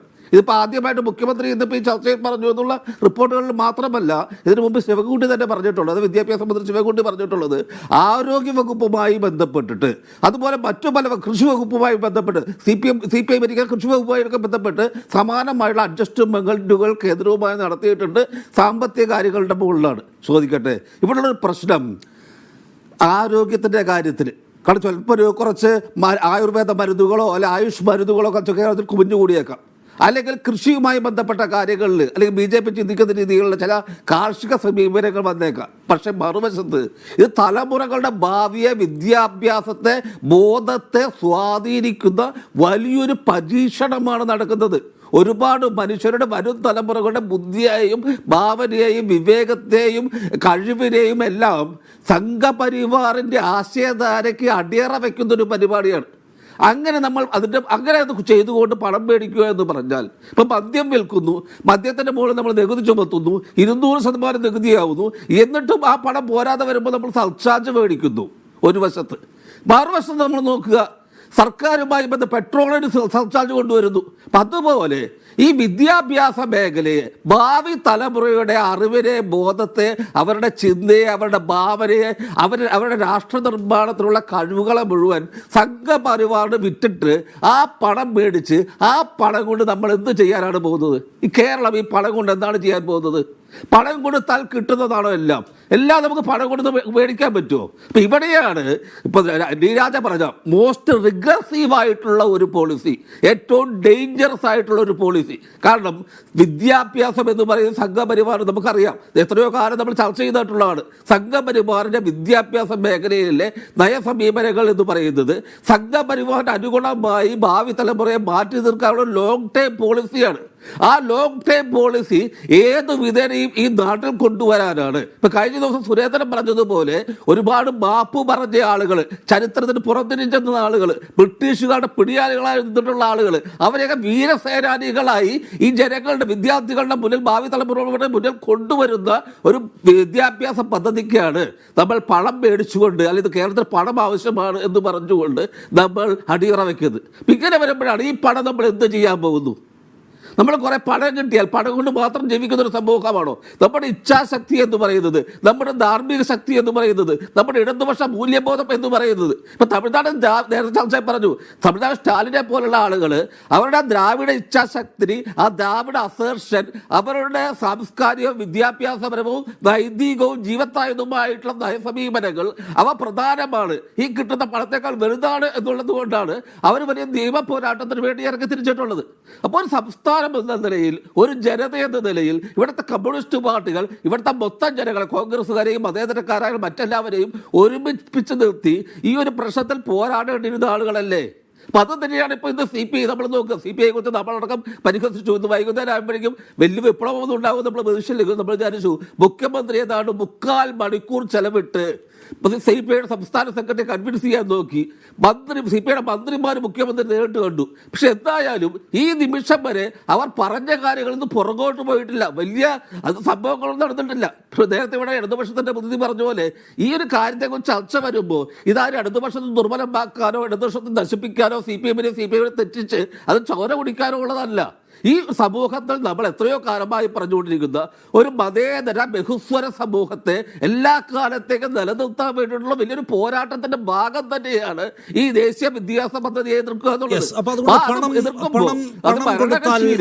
പണത്തിന് വേണ്ടി നമ്മൾ എല്ലാ തരത്തിലുള്ള നമ്മുടെ പോളിസീസിനെയും നയത്തെയും വിറ്റു തുലയ്ക്കുമോ പണയം വെക്കുമോ എന്നൊക്കെയുള്ള ചോദ്യങ്ങളാണ് ശ്രീ ഷാജി ചോദിക്കുന്നത്. ശ്രീ PK ഗോപൻ, ഇവിടെ PM ശ്രീ പദ്ധതിയിൽ ഒപ്പിട്ടുകൊണ്ട് നാം പണം സ്വീകരിക്കാൻ തയ്യാറാവണം, അതിൽ നമുക്ക് ഒരു മാറ്റം ആവശ്യമാണ് എന്ന് നിങ്ങൾ ചിന്തിക്കുന്നു. നിങ്ങളെന്ന് വെച്ചാൽ നിങ്ങളുടെ മുഖ്യമന്ത്രി ചിന്തിക്കുന്നു, പാർട്ടി ഒന്നാകെ ആ നിലയെടുത്തു എന്നറിയില്ല.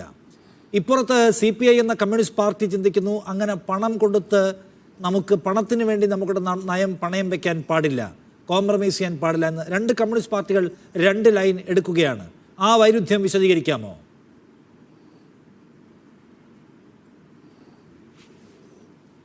പറ്റില്ല ശ്രീ നിഷാദ് റാവുത്തർ, അങ്ങയുടെ വഴിക്ക് വരാൻ തൽക്കാലം എനിക്ക് താല്പര്യമില്ല. ഒരു കാര്യം ഞാൻ അങ്ങയ്ക്കൊരു അഭിവാദ്യം അർപ്പിക്കുകയാണ്. എൻ്റെ സഹപാനലിസ്റ്റുകൾ ഇപ്പോൾ അവരെന്നോടൊപ്പം ആണല്ലോ, അവരുടെ ചർച്ചയിൽ ഇടപെടലില്ലാതെ അവർക്ക് അവസരം കൊടുത്തതിന് ഞാൻ അങ്ങക്ക് നന്ദി പറയുക. രണ്ടു പേർക്കെങ്കിലും അങ്ങനെ അങ്ങ് അവസരം കൊടുത്തല്ലോ. അതുകൊണ്ട് എനിക്ക് അങ്ങ് ചോദിക്കുന്ന ചോദ്യത്തിന് മാത്രം ഉത്തരം പറഞ്ഞാൽ പോരാ. എനിക്ക് പറയാനുള്ള സമയം തരികയാണെങ്കിലേ ഞാൻ ചർച്ചയിൽ ഇരിക്കത്തുള്ളൂ, അല്ലാതെ ഞാൻ ചർച്ചയെ തുടരത്തുമില്ല. അതുകൊണ്ട് അങ്ങയുടെ ചോദ്യത്തിനെല്ലാം ഞാൻ മറുപടി പറയാം, ഒന്നൊഴിയാതെ മറുപടി പറയാം. അവരുന്നയിച്ച ചില പ്രശ്നങ്ങൾക്കും അങ്ങയുടെ ആശങ്കയ്ക്കും എനിക്ക് മറുപടി പറഞ്ഞേ പറ്റൂ. ഒന്ന്, ഇവിടെ കോൺഗ്രസ് പ്രതിനിധി പറഞ്ഞത് സ്റ്റാലിൻ തമിഴ്നാട്ടിൽ അവിടെ BJP എന്ന പ്രതിപക്ഷം സ്റ്റാലിനെതിരായിട്ട് പറയുന്നത് പിണറായി വിജയനാണ് ഇതിൻ്റെ ബ്രാൻഡ് അംബാസഡർ. പിണറായി വിജയനെ എടുത്തിട്ടുള്ള നിലപാട് നിങ്ങൾ കണ്ടുപിടിക്കൂ എന്ന് പറഞ്ഞ് കത്തെഴുതുകയാണ്. യഥാർത്ഥത്തിൽ പിണറായി വിജയൻ ഈ നിലപാട് എടുക്കുന്നതിന് മുമ്പേ സ്റ്റാലിൻ്റെ കയ്യിൽ ഈ കത്ത് കിട്ടി. അവർ ഈ ബ്രാൻഡ് അംബാസഡറായിട്ട് ഉപയോഗിക്കുന്നത് ബീഹാറിലെ തെരഞ്ഞെടുപ്പിൽ അവരെടുത്ത് പ്രചരിപ്പിക്കുന്നത് ഇന്ത്യയിൽ ആദ്യമായി ഇത് പ്രതിപക്ഷത്ത് നിന്ന് ഒപ്പിട്ട ആളിൻ്റെ പേര് അശോക് ഗെഹ്ലോട്ട് എന്നാണ്. അദ്ദേഹം രാജസ്ഥാനിലെ കോൺഗ്രസിൻ്റെ മുഖ്യമന്ത്രിയാണ്, അവരുടെ അഖിലേന്ത്യാ നേതാവാണ്. അദ്ദേഹമാണ് ഇത് ഒപ്പിട്ടത്. ഇപ്പോൾ കോൺഗ്രസ് ഭരിക്കുന്ന കർണാടക സംസ്ഥാനത്ത് നടപ്പിലാക്കുന്നുമുണ്ട്. ഇത് CPM അല്ല ഒപ്പിട്ടത്, അവരാണ് ഒപ്പിട്ടത്. അവരൊപ്പിടുമ്പോഴും അവർക്കും ഈ കേന്ദ്ര സിലബസ് നടപ്പിലാക്കേണ്ടതില്ല. ഇനി ഞാൻ രണ്ടാമത്തെ പോയിന്റിലേക്ക് വന്നു കഴിഞ്ഞാൽ, ഇവിടെ വളരെ ആവേശപൂർവ്വം പറഞ്ഞ കാര്യങ്ങളിലേക്ക് വന്നു കഴിഞ്ഞാൽ, കേന്ദ്ര ഗവൺമെൻറ്റിൻ്റെ പാഠപുസ്തകം NCERT അതിനകത്ത് ഒരു 10, 11, 12 ക്ലാസ്സുകളിൽ 4 വിഷയം പഠിപ്പിക്കേണ്ടതിന് തീരുമാനിച്ചു. ഒന്ന് മഹാത്മജി വധം, 2 ഡോക്ടർ BR അംബേദ്കറിൻ്റെ ജീവചരിത്രം, 3 പരിണാമ സിദ്ധാന്തം, 4 ഈ മുഗൾ രാജവംശത്തിൻ്റെ ചരിത്രം. ഇത് 4ഉം പഠിപ്പിക്കേണ്ടെന്ന് അവർ തീരുമാനിച്ചത്. ശ്രീ നിഷാദ് റാവുത്തറെ, അങ്ങ് ഉയർന്ന വിദ്യാഭ്യാസ യോഗ്യതയുള്ള ആളാണല്ലോ, അങ്ങ് പരിശോധിക്ക്. ഞാൻ കേരളത്തിലെ പാഠപുസ്തകം തയ്യാറാക്കുന്ന കരിക്കുലം കമ്മിറ്റിയിലെ അംഗം കൂടിയാണ്. ഈ 4 കാര്യങ്ങളും കേരളത്തിൽ ഇപ്പോൾ ഇടതടവില്ലാതെ പഠിപ്പിക്കുന്നുണ്ട്. കേരളത്തിൽ 12 വർഷത്തിന് ശേഷമാണ് പാഠപുസ്തകം പരിഷ്കരിച്ചത്. ആ പരിഷ്കരിച്ചതിൻ്റെ ആത്യന്തികമായ ലക്ഷ്യം 2-3 പ്രധാനപ്പെട്ട കാര്യങ്ങളാണ്. ഒന്ന് മതേതരത്വം തന്നെയാണ്, 2 പരിസ്ഥിതിയാണ്, 3 സ്ത്രീ പുരുഷ സമത്വമാണ്, അതുപോലെ ഭരണഘടനാ സാക്ഷരതയാണ്. ഇങ്ങനെ ഒരുപാട് വിഷയങ്ങൾ. സയൻറ്റിഫിക് ടെമ്പറാണ്. നമ്മുടെ മതതീവ്രവാദികൾക്ക് മനസ്സിലാകാത്തൊരു സാധനം കൂടിയാണത്. സയൻറ്റിഫിക് ടെമ്പറാണ്. അത് സാക്ഷാൽ പണ്ഡിറ്റ് ജവഹർലാൽ നെഹ്റു ഇന്ത്യൻ ഭരണഘടനാ അസംബ്ലിക്കകത്ത് നടത്തിയ പ്രസംഗത്തിൽ ഊന്നൽ കൊടുത്തൊരു കാര്യമാണ് സയൻറ്റിഫിക് ടെമ്പർ. ആ സയൻറ്റിഫിക് ടെമ്പറിനെതിരായിട്ടാണ് നമ്മുടെ നാട്ടിലെ പ്രതിപക്ഷ രാഷ്ട്രീയ പാർട്ടികളും ദേശീയ തലത്തിൽ കോൺഗ്രസും എല്ലാം ഇപ്പോൾ ശക്തമായി പ്രവർത്തിച്ചുകൊണ്ടിരിക്കുന്നത്. അതിരിക്കട്ടെ, ഞാൻ അതിലേക്ക് കടക്കുന്നില്ല. അപ്പോൾ NCERTയുടെ പാഠപുസ്തകത്തെ അടിസ്ഥാനമാക്കി അത് പഠിപ്പിക്കുക എന്നുള്ളതല്ല. മൂന്നാമത്തെ കാര്യം, ഈ ഫണ്ട് വാങ്ങിച്ചാൽ അവർക്ക് കീഴടങ്ങി കൊടുക്കണോ വേണ്ടി വരുമോ ഇല്ലോ എന്നുള്ളതാണ്. അതിൽ തമിഴ്നാടിനെ അടുത്ത് ഉദാഹരണമായിട്ട് ചൂണ്ടിക്കാണിക്കുന്നത്. എൻ്റെ ബഹുമാനപ്പെട്ട കോൺഗ്രസ് പ്രതിനിധി തമിഴ്നാട് SSKക്കെതിരായിട്ട് കേസിന് പോയിട്ടില്ല. അത് ആദ്യം മനസ്സിലാക്കുക. ഇത് കേസിന് പോയാൽ ഒരു കാരണവശാലും വിജയിക്കത്തില്ല. എന്താ കാര്യമെന്ന് വെച്ചാൽ 2015 ഒരു കേസ് നടന്നു ഇത് സംബന്ധിച്ച് സുപ്രീം കോടതിയിൽ. അപ്പോൾ ഇത് കേന്ദ്ര ഗവൺമെൻറ്റിൻ്റെ വിവേചനാധികാരമാണ്, ഇതിൽ ഇടപെടത്തില്ലെന്ന് അവർ വ്യക്തമാക്കി കഴിഞ്ഞു. തമിഴ്നാട് പോയെന്തിനാണെന്നറിയാമോ? തമിഴ്നാട്ടിൽ CBSEക്ക് പഠിക്കുന്ന കുട്ടികളിൽ അത് സ്വകാര്യ വിദ്യാഭ്യാസ മേഖലയാണല്ലോ കൂടുതലും തമിഴ്നാട്ടിൽ ഈ CBSE പഠിപ്പിക്കുന്നത്. അവിടെ 25% കുട്ടികൾക്ക് റിസർവേഷൻ വേണം. ഈ പാർശ്വവൽക്കരിക്കപ്പെട്ട അരികുവൽക്കരിക്കപ്പെട്ട കുട്ടികൾക്ക് റിസർവേഷൻ വേണം. അവരുടെ ഫണ്ടിൽ 60% കേന്ദ്രവും 40% തമിഴ്നാടും കൊടുക്കണമെന്നാണ് അവർ ശഠിച്ചത്. കേരളം CBSE സ്കൂളുകളിൽ പഠിക്കാൻ കുട്ടികൾക്ക് പൈസ കൊടുക്കുന്നില്ല. ഇവിടെ ഏറ്റവും അടിസ്ഥാനപരമായി 1ാം ക്ലാസ് മുതൽ 12ാം ക്ലാസ് വരെ പഠിക്കാൻ 937 പുതിയ സ്കൂൾ കെട്ടിടങ്ങളും 40,000 ഹൈടെക് ക്ലാസ് റൂമുകളും 8ാം ക്ലാസ് വരെ സൗജന്യ യൂണിഫോമും സൗജന്യ പാഠപുസ്തകവും കൊടുത്ത് വളരെ ഫലപ്രദമായി 1ാം ക്ലാസ്സിൽ 100 കുട്ടികൾ ചേർന്നാൽ 12ാം ക്ലാസ്സിലും 100 കുട്ടികൾ എത്തുന്ന ഇന്ത്യയിലെ ഏക സംസ്ഥാനമായി കേരളത്തെ മാറ്റിയവർക്ക് CBSE പഠിപ്പിക്കുന്നതിന് കാശ് കൊടുക്കേണ്ട കാര്യമില്ല. അതുകൊണ്ട് തമിഴ്നാട് ആ കാശാണ് കോടതി പോയി വാങ്ങിച്ചെടുത്തത്, SSKയുടെ ഫണ്ടല്ല. SSKയുടെ ഫണ്ട് അവർ ആദ്യം ഇതിൻ്റെ പേരിൽ തടഞ്ഞില്ല. 2022-ലും 2023-ലും SSKയുടെ ഫണ്ട് തടഞ്ഞില്ല. PMC ഒപ്പിടാത്തതിൻ്റെ പേരിൽ നമ്മൾ ഒപ്പിട്ടില്ല, മാറി നിന്നു. ഇപ്പോൾ കേന്ദ്ര ഗവൺമെൻറ് പറഞ്ഞത് SSKയുടെ ഫണ്ട് തരില്ല. ഞാൻ ഒരു ജനപ്രതിനിധിയാണ്, ജില്ലാ പഞ്ചായത്ത് പ്രസിഡന്റാണ്, ഞാനിത് അനുഭവിച്ചുകൊണ്ടിരിക്കുകയാണ്. SSKക്ക് ഈ സ്കൂളുകളിൽ ഒരു വർഷം 60-70 ലക്ഷം രൂപയുടെ ഭിന്നശേഷിക്കാരുടെ ഉപകരണങ്ങൾ നമ്മളിവിടെ വാങ്ങിച്ചു കൊടുക്കുകയാണ്. ഈ ഫണ്ട് കൂടി ഉപയോഗപ്പെടുത്തിയിട്ടാണ്. കൊടുക്കാൻ പറ്റുന്നില്ല. 5 ലക്ഷം പട്ടികജാതിക്കാർക്ക് സഹായിക്കാൻ പറ്റുന്നില്ല. യാതൊരു തരത്തിലും വിദ്യാഭ്യാസ മേഖലയിലെ SSK ഫണ്ട് വരാതായപ്പോൾ അവർ പറയുന്നത് PMC ഒപ്പിടാതെ ഈ ഫണ്ട് തരില്ല. അങ്ങനെ 1500 കോടി നഷ്ടമാണ് നമുക്ക്. ഓരോ വർഷവും 1500 കോടി നഷ്ടമാണ്. ഈ സാഹചര്യത്തിൽ ഉച്ചഭക്ഷണത്തിന് കുറവുണ്ടായാൽ മാധ്യമങ്ങൾ രംഗത്ത് വരും, പ്രതിപക്ഷം സമരം നടത്തും. സാമ്പത്തിക പ്രതിസന്ധി ഉണ്ടായാൽ അതിന് കൂട്ടുനിൽക്കില്ല. ഇവിടെ പറയുകയാണ്, മാധ്യമപ്രവർത്തകന്റെ വേഷവുമായിട്ട് വന്ന ഇടതുപക്ഷ വിരുദ്ധ രാഷ്ട്രീയം അദ്ദേഹം നന്നായിട്ട് പ്രസംഗിച്ചുകൊണ്ടിരുന്ന ആൾ പറഞ്ഞത് എല്ലാവരെയും കൂടി ഒരുമിപ്പിച്ച് നിങ്ങൾക്ക് സമരം നടത്തി കൊണ്ടുവിടായോ. എൻ്റെ ഷായി സാറേ, കേന്ദ്രത്തിൽ ഫണ്ട് കിട്ടാതെ പാർലമെന്റ് മെമ്പർമാരെല്ലാം കൂടെ MLA മുഖ്യമന്ത്രിയുടെ നേതൃത്വത്തിൽ അവിടെ സമരം നടത്തി അറിയാവോ? പാർലമെന്റിന് മുമ്പിൽ പ്രതിപക്ഷം ബഹിഷ്കരിക്കുകയല്ലേ ചെയ്തേ? ഒരാളോടെ പങ്കെടുത്തോ? കേന്ദ്രത്തിനെതിരായി ഫണ്ട് വാങ്ങിക്കാൻ കോടതി പോയാൽ കൂടെ ഉണ്ടോ? സമരം നടത്തിയ കൂടെ ഉണ്ടോ? ആളുകളെ എനിക്ക് എന്റെ ചോദ്യം അവിടെ ബാക്കി നിൽക്കുന്നു. ഞാൻ അതിലേക്ക് വരുന്നതിന് മുമ്പ് ബ്രേക്ക് എടുക്കാൻ അത്യാവശ്യമായിരുന്നു. വേഗം തിരിച്ചു വരാൻ വളരെ പെട്ടെന്നൊരു ഇടവേള.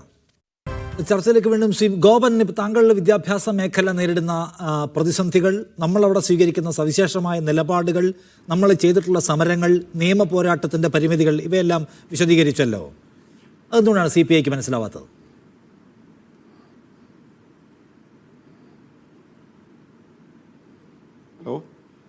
ഞാൻ ചോദിക്കുന്നത് താങ്കൾ നേരത്തെ വിശദീകരിച്ച കാര്യങ്ങൾ എന്തുകൊണ്ടാണ് CPIക്ക് മനസ്സിലാവാത്തത് എന്നാണ്. ഇല്ല, CPIക്ക് മനസ്സിലാകാത്ത പ്രശ്നമല്ല അത്. ഇത്തരം കാര്യങ്ങളെല്ലാം നല്ല ചർച്ച നടന്നുകൊണ്ടിരിക്കുകയാണ്. CPIയുടെ ആശങ്ക എന്ന് പറഞ്ഞാൽ സ്വാഭാവികമായിട്ടും ഒരു ഇടതുപക്ഷ രാഷ്ട്രീയ പാർട്ടികൾക്ക് ഞങ്ങൾക്കും അവർക്കും തുല്യമായ ആശങ്കയാണത്. കാരണം PMCയിൽ ഒപ്പിട്ടാൽ ഇത്തരം കാര്യങ്ങളിൽ കീഴടങ്ങേണ്ടി വരുമെന്നുള്ള ആശങ്ക നിലനിൽക്കുകയാണ്.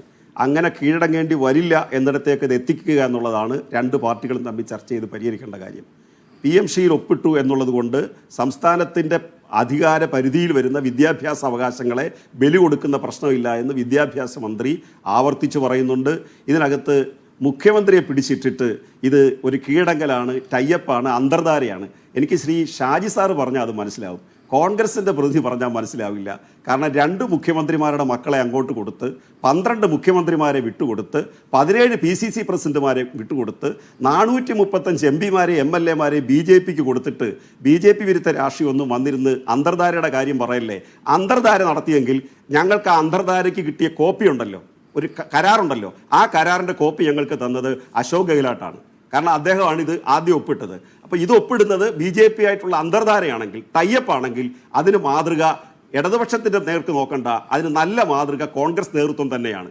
ഇന്ത്യ രാജ്യത്ത് ഒരിടത്തും PMCക്കെതിരായിട്ട് ഒരു സമരം നടന്നതിൻ്റെ ഒരു ചിത്രമോ ഒരു വീഡിയോ ദൃശ്യമോ നിങ്ങൾക്ക് കോൺഗ്രസിൻ്റെതായിട്ട് ഒന്ന് കാണിച്ചത് ശ്രീ നിഷാദെ, അങ്ങയുടെ ആർക്കൈവ്സ് പരിശോധിക്കുക, എവിടെങ്കിലും ഒരു സമരം നടത്തിയതായിട്ട് നിങ്ങളത് ചൂണ്ടിക്കാണിക്കുക. അതുകൊണ്ട് അതല്ല ഇവിടുത്തെ വിഷയം. CPIക്ക് എന്താ മനസ്സിലാകാത്തെന്നുള്ള വിഷയം അവർ ചർച്ച ചെയ്ത് പരിഹരിക്കട്ടെ. അവർക്ക് മനസ്സിലാകുന്നു, CPMനും CPIക്കും മനസ്സിലാകാത്തത് അങ്ങോട്ടും ഇങ്ങോട്ടും ചർച്ച ചെയ്ത് അവർ പരിഹരിക്കും. അതിന് ഞങ്ങളുടെ ഒരു ചർച്ച ഉപയോഗിച്ച് അതിന് വളവിടണ്ടെന്നുള്ളത്. CPIയും CPIയും തമ്മിൽ അവിശ്വാസ പ്രശ്നമാണല്ലോ, മന്ത്രിസഭയിൽ പരസ്പര വിശ്വാസമില്ലല്ലോ എന്നൊക്കെ ചോദിക്കാവുന്നല്ലാതെ അതിനപ്പുറത്തേക്ക് PMCയുടെ കാര്യത്തിൽ, കേന്ദ്രാവിഷ്കൃത പദ്ധതികളോടുള്ള സമീപനത്തിൻ്റെ കാര്യത്തിൽ നിങ്ങൾക്കൊരു വളരെ കോൺക്രീറ്റ് ആയിട്ടുള്ള പോളിസി ഉണ്ടോ? രാജ്യമാകെ നിങ്ങൾ ഇടർച്ചയില്ലാതെ നടപ്പിലാക്കുന്നത്, അതോ നിങ്ങൾക്ക് ആ വിഷയത്തിൽ ചാഞ്ചാടി കളിക്കേണ്ടി വരുമോ? നിഷാദെ, ആ ചോദ്യത്തെ ഒന്നും അഭിമുഖീകരിക്കാൻ ഞങ്ങൾക്കൊരു പ്രശ്നവുമില്ല. ഞാൻ അതിലേക്ക് വരാം. അതിനു മുമ്പ് അദ്ദേഹം ഇപ്പോൾ പറയുന്നത് എന്താ, അദ്ദേഹം കോൺഗ്രസിനെ കുറിച്ച് അദ്ദേഹം വിമർശിച്ചോട്ടെ. കോൺഗ്രസിൽ നിന്ന് കുറേ ആളുകൾ പോയി എന്നൊക്കെ പറഞ്ഞപ്പോൾ ബംഗാളിലും ത്രിപുരയിലും ഇവർക്ക് ശക്തിയുള്ള ഇടങ്ങളിൽ ഇപ്പോൾ അവിടെ BJP വരുന്നത് എങ്ങനെയാണെന്ന് അവർ പരിശോധിച്ചാൽ മതി. അന്തരീക്ഷത്തിൽ നിന്ന് BJP വരില്ലല്ലോ. അപ്പോൾ ഇന്ത്യയിലെല്ലാം മതേതര പാർട്ടികളിൽ നിന്ന് പോയിട്ടുണ്ട്. കോൺഗ്രസ് എല്ലായിടത്തുള്ള പാർട്ടി ആയതുകൊണ്ട് എല്ലായിടത്തും പോയി എന്നുള്ളൂ ഒരു പൊതു പ്രതിഭാസമാണ്. CPMൽ നിന്ന് ഇവിടെ പോയിട്ടില്ല എന്ന് അവരുടെ ആനുപാതികമായി കോൺഗ്രസിനേക്കാൾ കൂടുതൽ തന്നെ വേരോടുകൂടി പോയിട്ടുണ്ട്. പാർട്ടി ഓഫീസുകൾ, ചുവന്ന നിറമുള്ള ഓഫീസുകൾ, കാവ്യ ഓഫീസുകളായതൊക്കെ നമ്മൾ കണ്ടിട്ടുണ്ട്. ഈ ചർച്ചയുടെ വിഷയം അതല്ലാത്തത് കൊണ്ട് ഞാൻ അതിലേക്ക് കടക്കുന്നില്ല. പിന്നെ അദ്ദേഹം പറയുന്നത് എന്താ, ഇപ്പം അദ്ദേഹം പറയാൻ ശ്രമിക്കുന്നത് PMCയിൽ ഒപ്പിട്ടാൽ, ധാരണാപത്രം ഒപ്പിട്ടാൽ അതിനൊരു പ്രശ്നമില്ല എന്നാണ്. പക്ഷേ എനിക്ക് അതിൻ്റെ പ്രശ്നങ്ങളെക്കുറിച്ച് നിരവധിയായ കാര്യങ്ങൾ പറയാൻ കഴിയും. ഞാൻ അതിലേക്കൊന്നും കടക്കുന്നില്ല. ഞാൻ അവരുടെ തന്നെ മുൻ നിലപാട് ഞാൻ ചൂണ്ടിക്കാണിക്കാം. ദേശാഭിമാനിയിൽ വന്നൊരു ലേഖനമാണ്, എഡിറ്റോറിയൽ പേജിലാണ്, ഹിന്ദുത്വ അജണ്ട നടപ്പാക്കാൻ PMC എന്നാണ്. അത് സാമാന്യം വിസ്താരമുള്ളൊരു ലേഖനമായതുകൊണ്ട് അത് മുഴുവൻ വായിക്കുക എന്ന് പറയുന്നത് സാധ്യമല്ല. പക്ഷേ അതിനകത്ത് ഒരു സബ് ഹെഡിങ് ഉണ്ട്. ആ സബ് ഹെഡിങ് ഞാൻ ഇവിടെ വായിച്ചു കഴിഞ്ഞാൽ അദ്ദേഹത്തിൻ്റെ തന്നെ പാർട്ടിയുടെ മുഖപത്രത്തിൽ വന്ന ലേഖനത്തെ അദ്ദേഹം നിഷേധിച്ചാൽ മതി. ഞങ്ങൾ പറയുന്ന ഈ വാദങ്ങളെ ഒന്നും മുഖവിലക്കെടുക്കേണ്ട, ഞങ്ങൾ കോൺഗ്രസ്സുകാരാണ്. പക്ഷേ ദേശാഭിമാനി കോൺഗ്രസിൻ്റെ മുഖപത്രമല്ല, CPM-ന്റെ മുഖപത്രമാണ്. അതിൽ PM ശ്രീ ഹിന്ദുത്വ അജണ്ട എന്നതിൻ്റെ കീഴിൽ വന്നിട്ടുള്ള സബ് ഹെഡിങ് ആണ് ധാരണാപത്രം എന്ന കുടുക്ക്. ഈ പദ്ധതി നടപ്പാക്കണമെങ്കിൽ ആദ്യഘട്ടത്തിൽ തന്നെ കേന്ദ്ര സർക്കാരും സംസ്ഥാന സർക്കാരും തമ്മിൽ ധാരണാപത്രത്തിൽ ഒപ്പുവെക്കണമെന്ന് രേഖയിൽ പറയുന്നു. മാതൃകാ സ്കൂളുകളെ പിന്തുണയ്ക്കുന്നതിനുള്ള കേന്ദ്രത്തിന്റെ പ്രതിബദ്ധത പ്രഖ്യാപിച്ച് ദേശീയ വിദ്യാഭ്യാസ നയം പൂർണ്ണമായി നടപ്പാക്കാൻ അനുവദിച്ച് സംസ്ഥാനങ്ങളും കേന്ദ്രഭരണ പ്രദേശങ്ങളും ധാരണാപത്രത്തിൽ ഒപ്പുവെക്കും. അതായത് കരാറിൽ ഒപ്പുവെക്കുന്ന സംസ്ഥാനങ്ങൾ ദേശീയ വിദ്യാഭ്യാസ നയത്തിലെ അപകടകരമായ കാര്യങ്ങൾ നടപ്പാക്കിയേ മതിയാകൂ എന്നർത്ഥം. PM ശ്രീ പദ്ധതി നടപ്പാക്കുന്നത് മുഖ്യമായും കേന്ദ്ര സർക്കാർ പ്രൊജക്റ്റായ സമഗ്ര ശിക്ഷ മുഖേനയാണ്. അതുകൊണ്ട് തന്നെ ധാരണാപത്രം ഒപ്പുവെച്ചില്ലെങ്കിൽ പ്രസ്തുത പ്രൊജക്ടിലൂടെ സംസ്ഥാനങ്ങൾക്ക് ഇപ്പോൾ ലഭിക്കുന്ന ഫണ്ട് ഒരിക്കലും ലഭിക്കില്ല. അതായത് ധാരണാപത്രം എന്നത് സംസ്ഥാനങ്ങളെ കൊടുക്കാനുള്ള ഒരു കെണിയായിട്ടാണ് കേന്ദ്ര സർക്കാർ ഉപയോഗിക്കാൻ പോകുന്നത്. ധാരണാപത്രം ഒപ്പുവെച്ച് സംസ്ഥാനങ്ങൾ വിദ്യാഭ്യാസ പദ്ധതികൾ ഏറ്റെടുക്കുന്നത് രാജ്യത്ത് ഇതാദ്യമാണ്. ദേശീയ വിദ്യാഭ്യാസ നയത്തോട് ശക്തമായ വിയോജിപ്പ് പ്രകടിപ്പിക്കുന്ന കേരളം, തമിഴ്നാട്, പശ്ചിമ ബംഗാൾ, തെലങ്കാന ഉൾപ്പെടെയുള്ള സംസ്ഥാനങ്ങളെയാണ് PM ശ്രീ എന്ന പുതിയ പദ്ധതി പ്രധാനമായി ഉന്നം വയ്ക്കുന്നത്. ഇതിൽ കേരളം കീഴടങ്ങി. ദേശാഭിമാനി മുഖപത്രത്തിൽ തന്നെ ഇവർ തന്നെ പറഞ്ഞ നിലപാടാണ്. അതിൽ നിന്ന് മാറ്റം വരുത്തേണ്ട സമൂർത്തമായ എന്ത് സാഹചര്യമാണ് പുതുതായി ഉണ്ടായി എന്ന് CPM പ്രതിനിധി വിശദീകരിച്ചാൽ മതിയെന്നേ. നിങ്ങൾ പറയുന്നു ധാരണാപത്രം കെണിയാണെന്ന്. പക്ഷേ ഈ കെണിയിൽ നിങ്ങൾ തലവെച്ചു കൊടുക്കാൻ എന്താ കാരണം? അവിടെയാണ് പിണറായി വിജയന്റെ മുന്നിൽ വേറെ ചില കെണികൾ ഉയർന്നു വന്നിട്ടുണ്ട്. ഞാൻ പറഞ്ഞ വിഷയത്തോട് അദ്ദേഹം പ്രതികരിക്കുന്നില്ലല്ലോ. പിണറായി വിജയന്റെ മുന്നിൽ വന്ന കെണി എന്ന് പറയുന്നത് ഈ പറയുന്ന ഈ ദേശാഭിമാനി ലേഖനം എഴുതിയ കാലയളവിൽ നിന്ന് ഈ കാലയളവിലേക്ക് വരുമ്പോൾ ഉണ്ടായ ചില സംഭവ വികാസങ്ങൾ, ചില ഡെവലപ്മെന്റ്സ് ഉണ്ട്. ചിലരുടെ പേരിൽ EDയുടെ നോട്ടീസ് വന്നിട്ടുണ്ട്. ഈ പിണറായി വിജയന്റെ കുടുംബത്തെ പ്രതിക്കൂട്ടിലാക്കുന്ന ചില കാര്യങ്ങൾ അവിടെയുണ്ട്. അപ്പോൾ ഈ പറയുന്ന ഈ കെണി അവർക്ക് പ്രശ്നമല്ലാതിരിക്കുകയും പിണറായി വിജയന് മുമ്പിൽ വെച്ച കെണിയിൽ പിണറായി വിജയൻ കീഴടങ്ങാണ് ചെയ്തത്. ഞങ്ങളെക്കുറിച്ച് നിങ്ങൾ എന്തെങ്കിലും പറഞ്ഞോ? കോൺഗ്രസിനെ കുറിച്ച് നിരവധി കാലങ്ങളായിട്ട് നിങ്ങൾ തുടർന്ന ആക്ഷേപങ്ങളാണ്. പക്ഷേ നിങ്ങൾ പറയേണ്ടത്, നിങ്ങൾ ഈ പറയുന്ന അദ്ദേഹത്തിന് വേണമെങ്കിൽ ഞാൻ അയച്ചു കൊടുക്കാം, ആങ്കറായ നിഷാദിന് വേണമെങ്കിൽ ഞാൻ അയച്ചു തരാം. ദേശാഭിമാനി മുഖപത്രത്തിൽ പറയുന്ന ധാരണാപത്രം എന്ന കെണിയിൽ എങ്ങനെ CPM തലവെച്ചു കൊടുത്തു, എന്തുകൊണ്ട് CPI തല വെക്കുന്നില്ല എന്നുള്ളതാണ് ഇവിടുത്തെ വിഷയം. നിങ്ങളെ തല വെച്ചു കൊടുത്തതിന് K. ഷാജി, ഇതിനകത്ത് ഞാൻ വീണ്ടും ചോദിക്കുന്ന കാര്യം, ഇപ്പോൾ CPIക്ക് ഈ കാര്യത്തിൽ വിയോജിപ്പുണ്ട്. അവർ മന്ത്രിസഭാ യോഗത്തിൽ നിന്ന് ഒരു പക്ഷേ വിട്ടുനിന്നേക്കാം. അസാധാരണമായി CPI മന്ത്രിമാർ ഇപ്പോൾ മുഖ്യമന്ത്രിക്ക് കത്ത് കൊടുത്തിരിക്കുന്നു. അപ്പോൾ CPIനോട് എല്ലാ അർത്ഥത്തിലുമുള്ള ഒരു സമ്മർദ്ദ തന്ത്രം എടുക്കുക എന്ന് പറയുന്നത് CPIയെ കൊണ്ട് എത്ര കൂട്ടിയാൽ കൂടുന്ന കാര്യമാണെന്ന് ചോദിക്കുകയാണ് ഞാൻ. അല്ല, തീർച്ചയായിട്ടും CPIക്ക് ഒരുപാട് പരിമിതികളുണ്ട്. ഇപ്പോൾ ഈ പഞ്ചായത്ത് ഇലക്ഷൻ എടുത്തു വന്നിരിക്കുന്നു. ഒരു മുന്നണി മാറ്റം എന്നൊക്കെ പറയുന്നത് അങ്ങനെ എളുപ്പമുള്ള ഒരു കാര്യമല്ല, അങ്ങനെ നടക്കുകയില്ല. പക്ഷേ ഈ പ്രസ്ഥാനത്തിൻ്റെ ഉള്ളിൽ, ഒരു മുന്നണി സംവിധാനത്തിൻ്റെ ഉള്ളിൽ നിൽക്കുമ്പോൾ സ്വന്തം ഐഡൻറ്റിറ്റി അവസാനം വരെയെങ്കിലും ഉയർത്തിപ്പിടിച്ചുവെന്ന് സ്വന്തം അണികളെങ്കിലും ബോധ്യപ്പെടുത്തണ്ടേ? ഇപ്പം നേരത്തെ ഇവിടെ CPIൻ്റെ പ്രതിനിധി വളരെ കൃത്യമായിട്ട് പറഞ്ഞു, ഇതിനകത്ത് ഒരു അപകടവുമില്ല, വളരെ നല്ല പോളിസിയാണ്, ധാരണാപത്രം ഒപ്പുവെച്ചാലും ഈ നാട്ടിൽ വേറെ ഒന്നും നടക്കില്ല എന്ന്. അദ്ദേഹത്തിന് തന്നെ എന്തുകൊണ്ടാണ് ഈ CPIയുടെ നേതാക്കന്മാരെ, കാരണം ഇത് മുഖ്യമന്ത്രി 3/4 മണിക്കൂർ CPIയുടെ സംസ്ഥാന സെക്രട്ടറിയുമായി സംസാരിച്ചു എന്ന് പറയുന്നു, എന്തുകൊണ്ട് ഈ വാദഗതികൾ നേരിട്ട് ഉന്നയിച്ചിരുന്നെങ്കിൽ നമ്മുടെ ഈ ചർച്ച പോലും അസ്ഥാനത്താകുമായിരുന്നു. മാധ്യമങ്ങൾ എത്ര എഴുതി പിടിപ്പിച്ചാലും ആളുകൾക്ക് ബോധ്യപ്പെടുമായിരുന്നു. അപ്പം ജനങ്ങളെ തന്നെ ബോധവൽക്കരിക്കുന്നതിൽ CPI ആദ്യം ബോധവൽക്കരിച്ചാൽ മാത്രം മതി. പക്ഷെ അതുപോലെ നടക്കാത്തടത്താണ് അടിസ്ഥാനപരമായ നീതി തങ്ങൾക്ക് കിട്ടിയിട്ടില്ല. മുന്നണി സംവിധാനത്തിൻ്റെ എല്ലാ മര്യാദകളും ലംഘിക്കപ്പെട്ടിരിക്കുന്നു എന്നുള്ള നിലയിൽ നമ്മൾ നോക്കുക.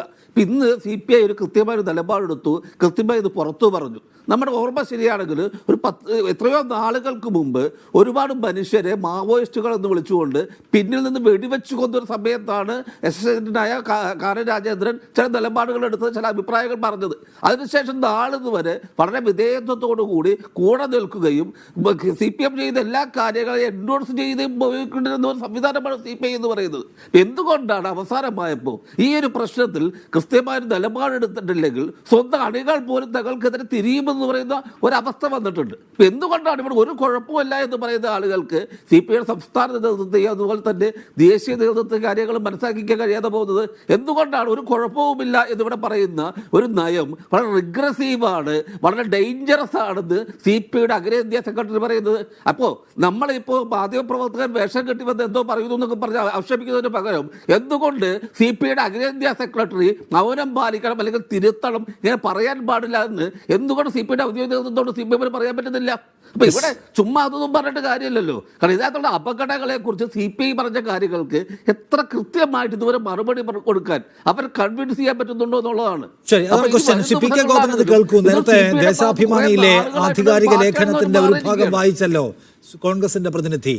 ദേശാഭിമാനിയിലൂടെ അന്ന് പറഞ്ഞ പാർട്ടി നയമുണ്ടല്ലോ, ദേശാഭിമാനിയിൽ പാർട്ടി നയവിരുദ്ധമായ ഒരു കുറിപ്പ് വരില്ലല്ലോ, അതിനെ നിങ്ങൾ അപ്പാടെ റദ്ദു ചെയ്തോ? PM ശ്രീ കുഴപ്പമാണെന്നാണ് അതിൽ പറയുന്നത്. PM ശ്രീ MOU കുരുക്കാണെന്ന് അതിൽ പറയുന്നത്. അപ്പോൾ അത് പാർട്ടി സ്വീകരിച്ച ഒരു നയത്തിന്റെ പ്രതിഫലനമാണല്ലോ ആ കുറിപ്പ്. അത് റദ്ദാക്കിയോ?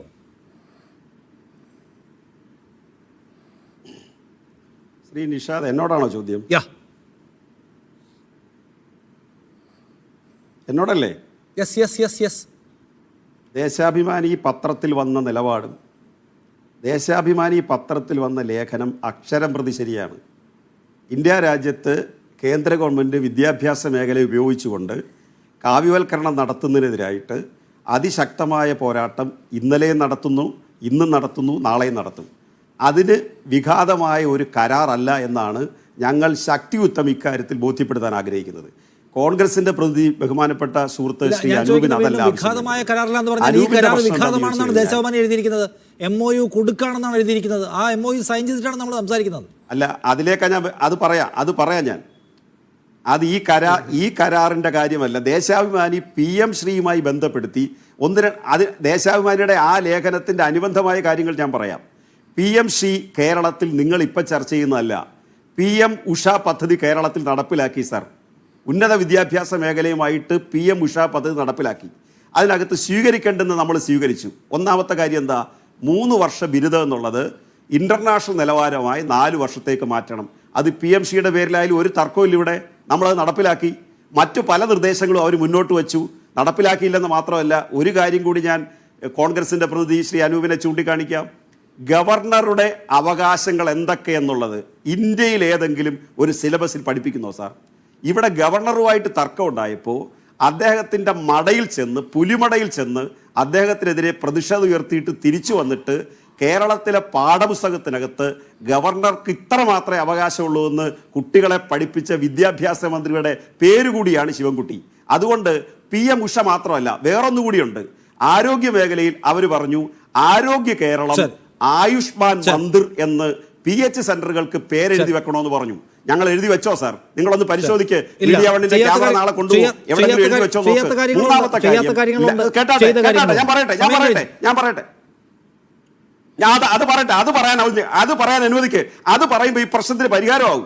മൂന്നാമത്തെ കാര്യം, ലൈഫ് മിഷനകത്ത് നരേന്ദ്രമോദിയുടെ പടം വെച്ചിട്ട് നരേന്ദ്രമോദി ഈ വീടിൻ്റെ ഐശ്വര്യം എന്ന് എഴുതി വെക്കണമെന്ന് പറഞ്ഞു. പിണറായി വിജയൻ 20,000 കോടി രൂപ ചെലവാക്കിയാണ് 5.25 ലക്ഷം വീട് നൽകിയത്. അതിനകത്ത് സെൻട്രൽ ഗവൺമെന്റ് ഫണ്ട് 1,600 കോടി. ഒരു വീടിന് 4 ലക്ഷം കേരളം കൊടുക്കുന്നത്. സെന്റർ വെച്ചിരിക്കുന്നത് 75,000 രൂപ മാത്രമാണ്. ഇവിടെ പൈസ വേണ്ടെന്ന് പറഞ്ഞു. അവിടെ നിങ്ങൾ തന്നില്ലെങ്കിൽ ശരി, ഞങ്ങൾ നരേന്ദ്രമോദിയുടെ പടം അതിൻ്റെ മുമ്പിൽ വെക്കില്ല എന്ന് പറഞ്ഞു. അതുപോലെ കേരളത്തിൽ ഇപ്പോൾ PM ശ്രീ ഒപ്പിട്ട് നിങ്ങൾ ഈ വാദിക്കുന്ന പ്രശ്നങ്ങൾ ഏതെങ്കിലും തരത്തിൽ ഇടതുപക്ഷത്തിനോ ദേശാഭിമാനിയുടെ അദ്ദേഹം കൃത്യമായി ചൂണ്ടിക്കാണിച്ച ആ ലേഖനത്തിലെ ആശയങ്ങൾക്കോ വിപരീതമായിട്ട് വന്നാൽ അത് അംഗീകരിക്കുന്ന പ്രശ്നമില്ല എന്ന് കൃത്യമായിട്ട് പറയാൻ ഞങ്ങൾക്ക് മടിയില്ല. ഞങ്ങളത് നടപ്പിലാക്കിക്കൊണ്ടിരിക്കുന്നതാണ്. അതുപോലെ തന്നെ വളരെ കൃത്യമാണ് പിണറായി വിജയന്റെ വിഷയം.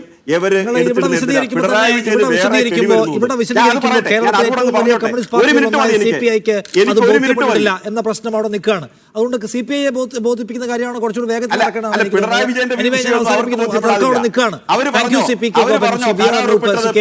ചർച്ചയിൽ പങ്കെടുത്ത് നിങ്ങളുടെ അഭിപ്രായങ്ങൾ നിലപാടുകൾ പറഞ്ഞതിനുള്ള വേള. Thank you.